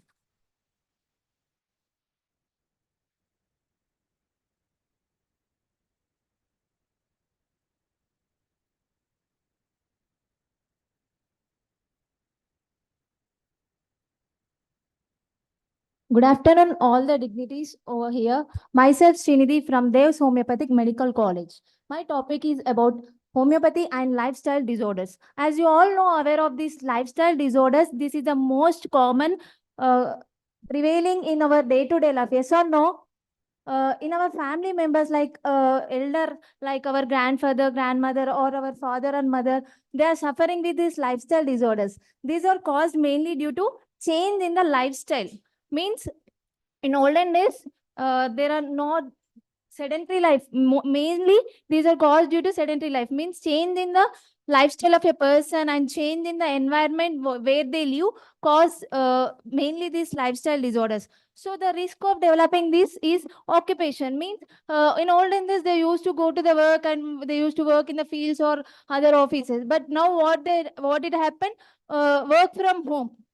So this is one of the biggest reason to develop sedentary life in their habits. They sit in a corner of your room and they'll get the food and they will have all the work over that corner of your room, and they will have the day from morning to evening, they will be in that same place. So where is the physical activity? There is no any physical activity happening over there. And environment, and there is change in the environment, and there is lot of pollution which is causing this. And the food he consumes, he is taking food which is like very the change in the urbanity means he's consuming various types of foods, and amount of physical activity is reduced, as you all know. And so what is the role what is the role of homeopathy in treating these? Means there is a great role of treating these lifestyle disorders like hypertension, diabetes, obesity, and PCOD, and all these things. So in this, we will treat the patient as a holistic manner, and we will treat as individualistic manner. they use allopathic medicines, they become dependency of the drug. They should take the medicine daily. So in our homeopathy also, it has a great role in treating these lifestyle disorders. So there are few medicines which are very first grade medicines which we use in our day-to-day life. And I would like to conclude here that by improving lifestyle of a person, uh, these can get rid of this. The people can get rid of these lifestyle disorders. Not only this, our homeopathy also helps a lot in treating these lifestyle disorders. The person should avoid 3S, excess of taking 3S, that is salt, sugar, and maida. Uh, and I would like to conclude here that a person with proper diet, exercise, and rest will also change in the lifestyle, helps him a lot. Thank you for giving me this golden opportunity. Thank you. Thank you for the presentation. Now I call upon Pradeep Chandra from JIMS Homeopathic Medical College. Welcome him with a round of applause.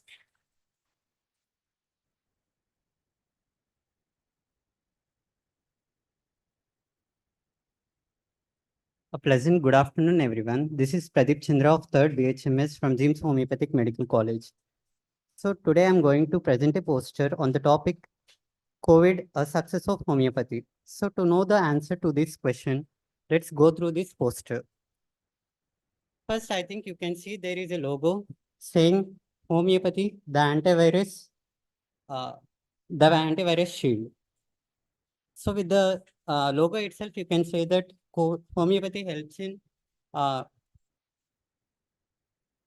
homeopathy helps in protecting the humans from against viruses. But here there is a difference. Homeopathy and allopathy acting against viruses is different. Homeopathy mainly helps in human body to build or to gain the immunity, which helps in fighting back against viruses. Whereas the allopathic system of medicine helps directly fighting with the viruses, which is against the external morbific agents. So first of all, let's see what is coronavirus. Coronavirus disease is an infectious disease caused by SARS-CoV-19. It most often causes respiratory symptoms like cold, flu, and other pneumonia-like symptoms.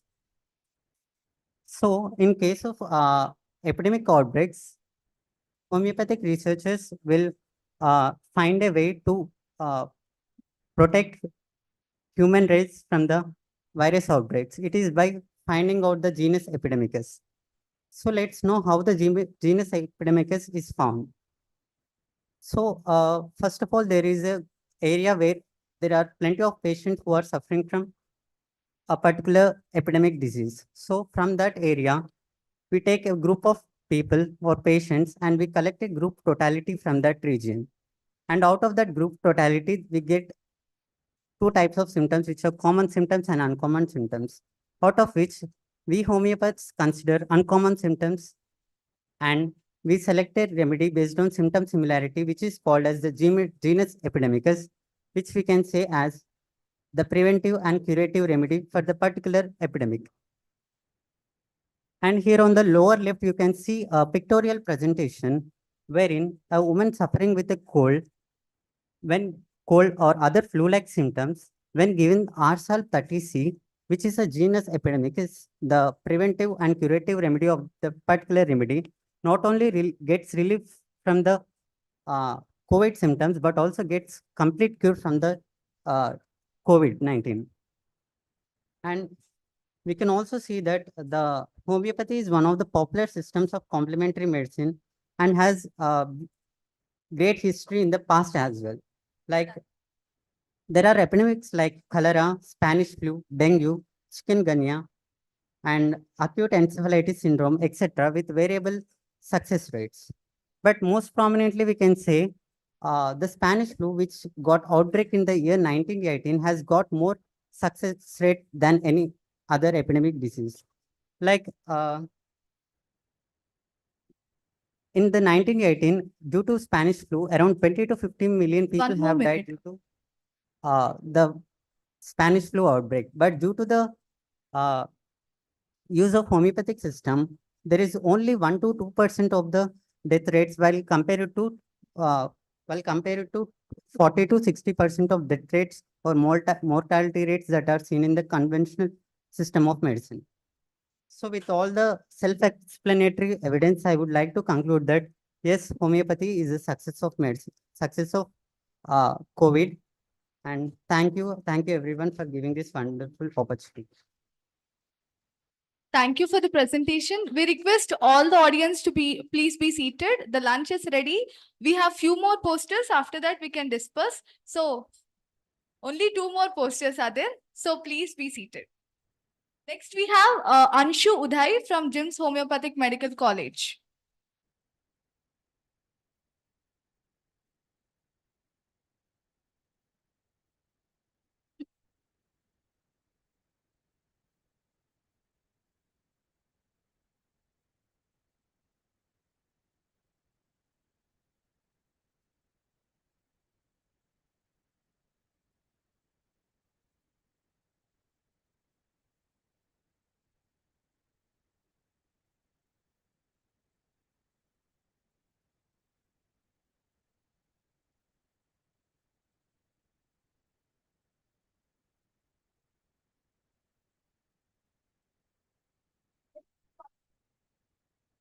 Next, I call upon Manogna from JSPS Homeopathic Medical College.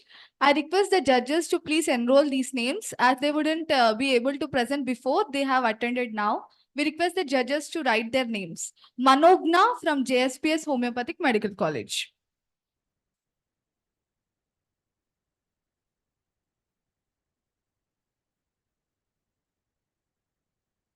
Manogna, are you there in the hall?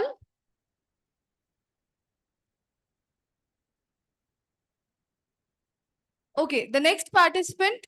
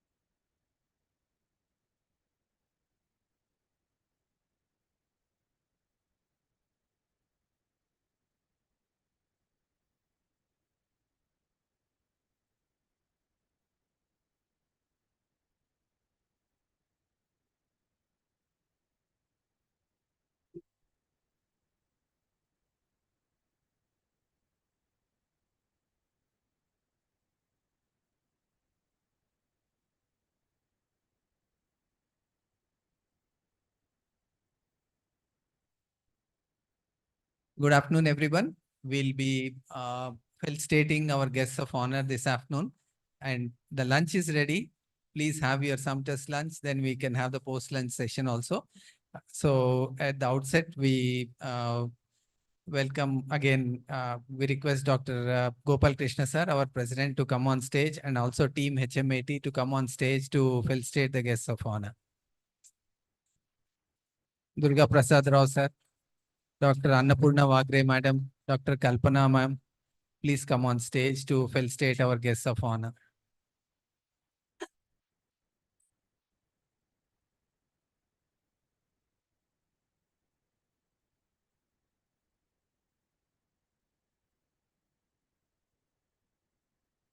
Dr. Manik Prabhu.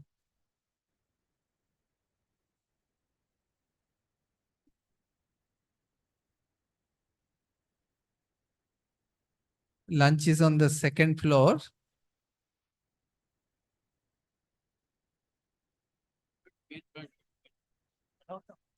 Dr. Gautam, Dr. Shruti, Dr. Annapurna, Dr. Harshita. We request you all to come on stage to felicitate our guests of honor. Dr. Raghuram is here. Dr. Srinivas Babu. Dr. Raghuram sir, Dr. Ganesh Acharya.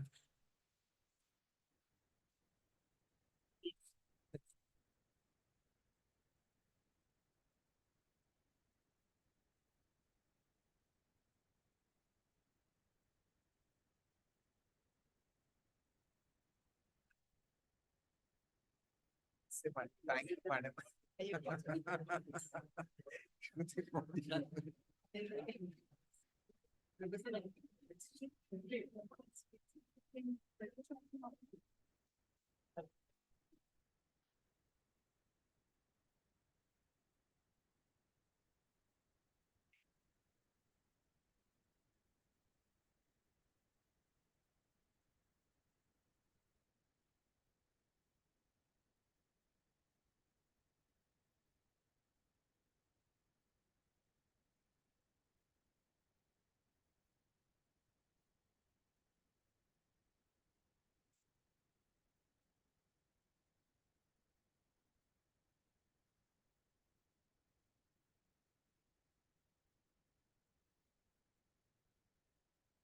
As Dr. Ramreddy sir left for the practicals, any faculty member representing Dev's Homeopathic Medical College, please come into the hall to receive the award on behalf of them.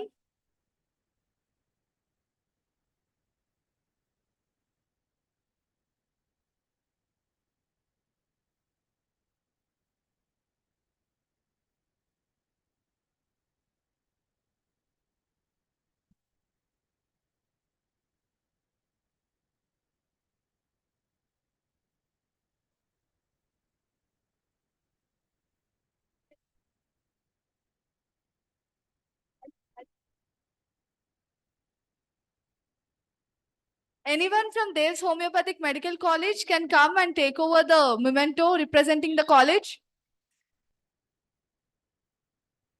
The interns can take on behalf of the college and give it to the principal.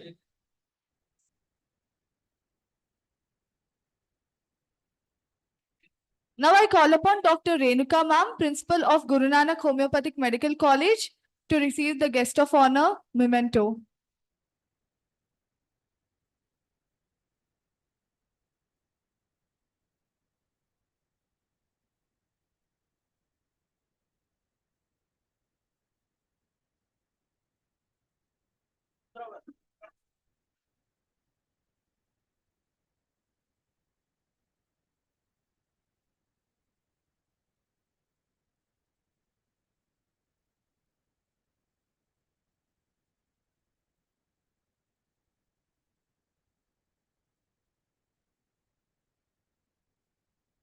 Now I call upon Dr. P. Venkateshwar Rao Garu to come on to the dais, Principal of MNR Homeopathic Medical College.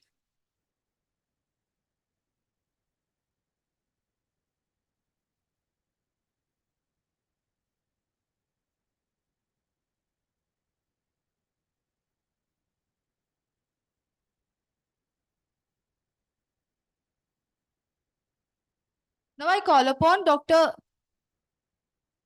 Renuka Ma'am, Principal of Guru Nanak Homeopathic Medical College. I request all the HMAT team members to join for the photo.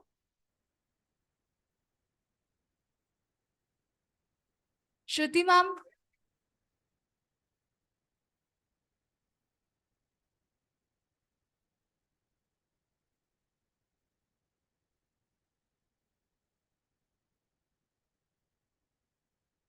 Next, we request Principal of Jim's Homeopathic Medical College, Dr. N.C. Dole, sir, to please receive the memento of guest of honor.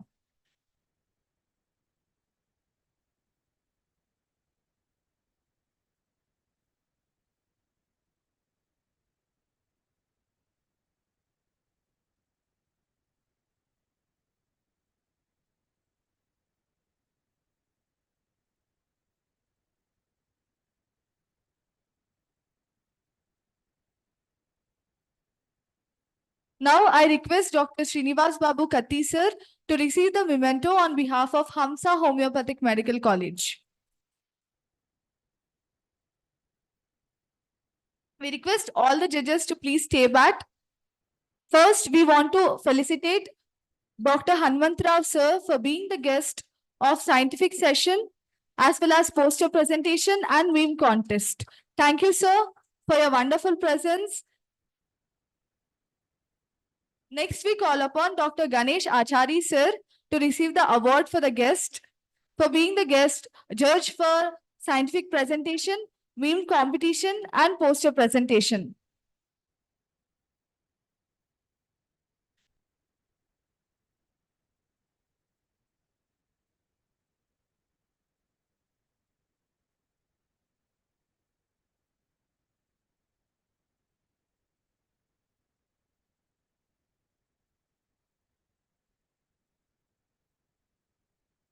Next, we call upon Dr. Harjeet Kaur ma'am for being the judge for poster presentation competition.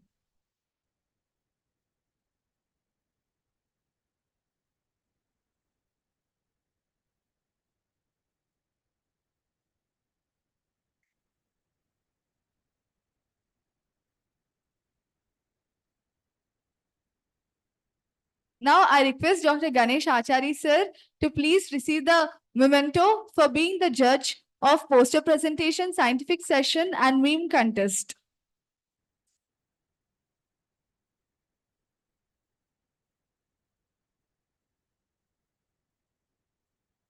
Now, I call upon Dr. Raghuram sir to please receive the memento for being the panelist for poster presentation and meme contest.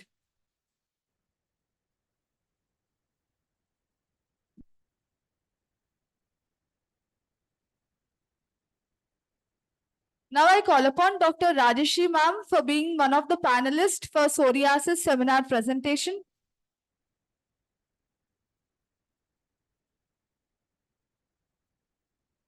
Thank you so much, everyone. Please disperse for the lunch.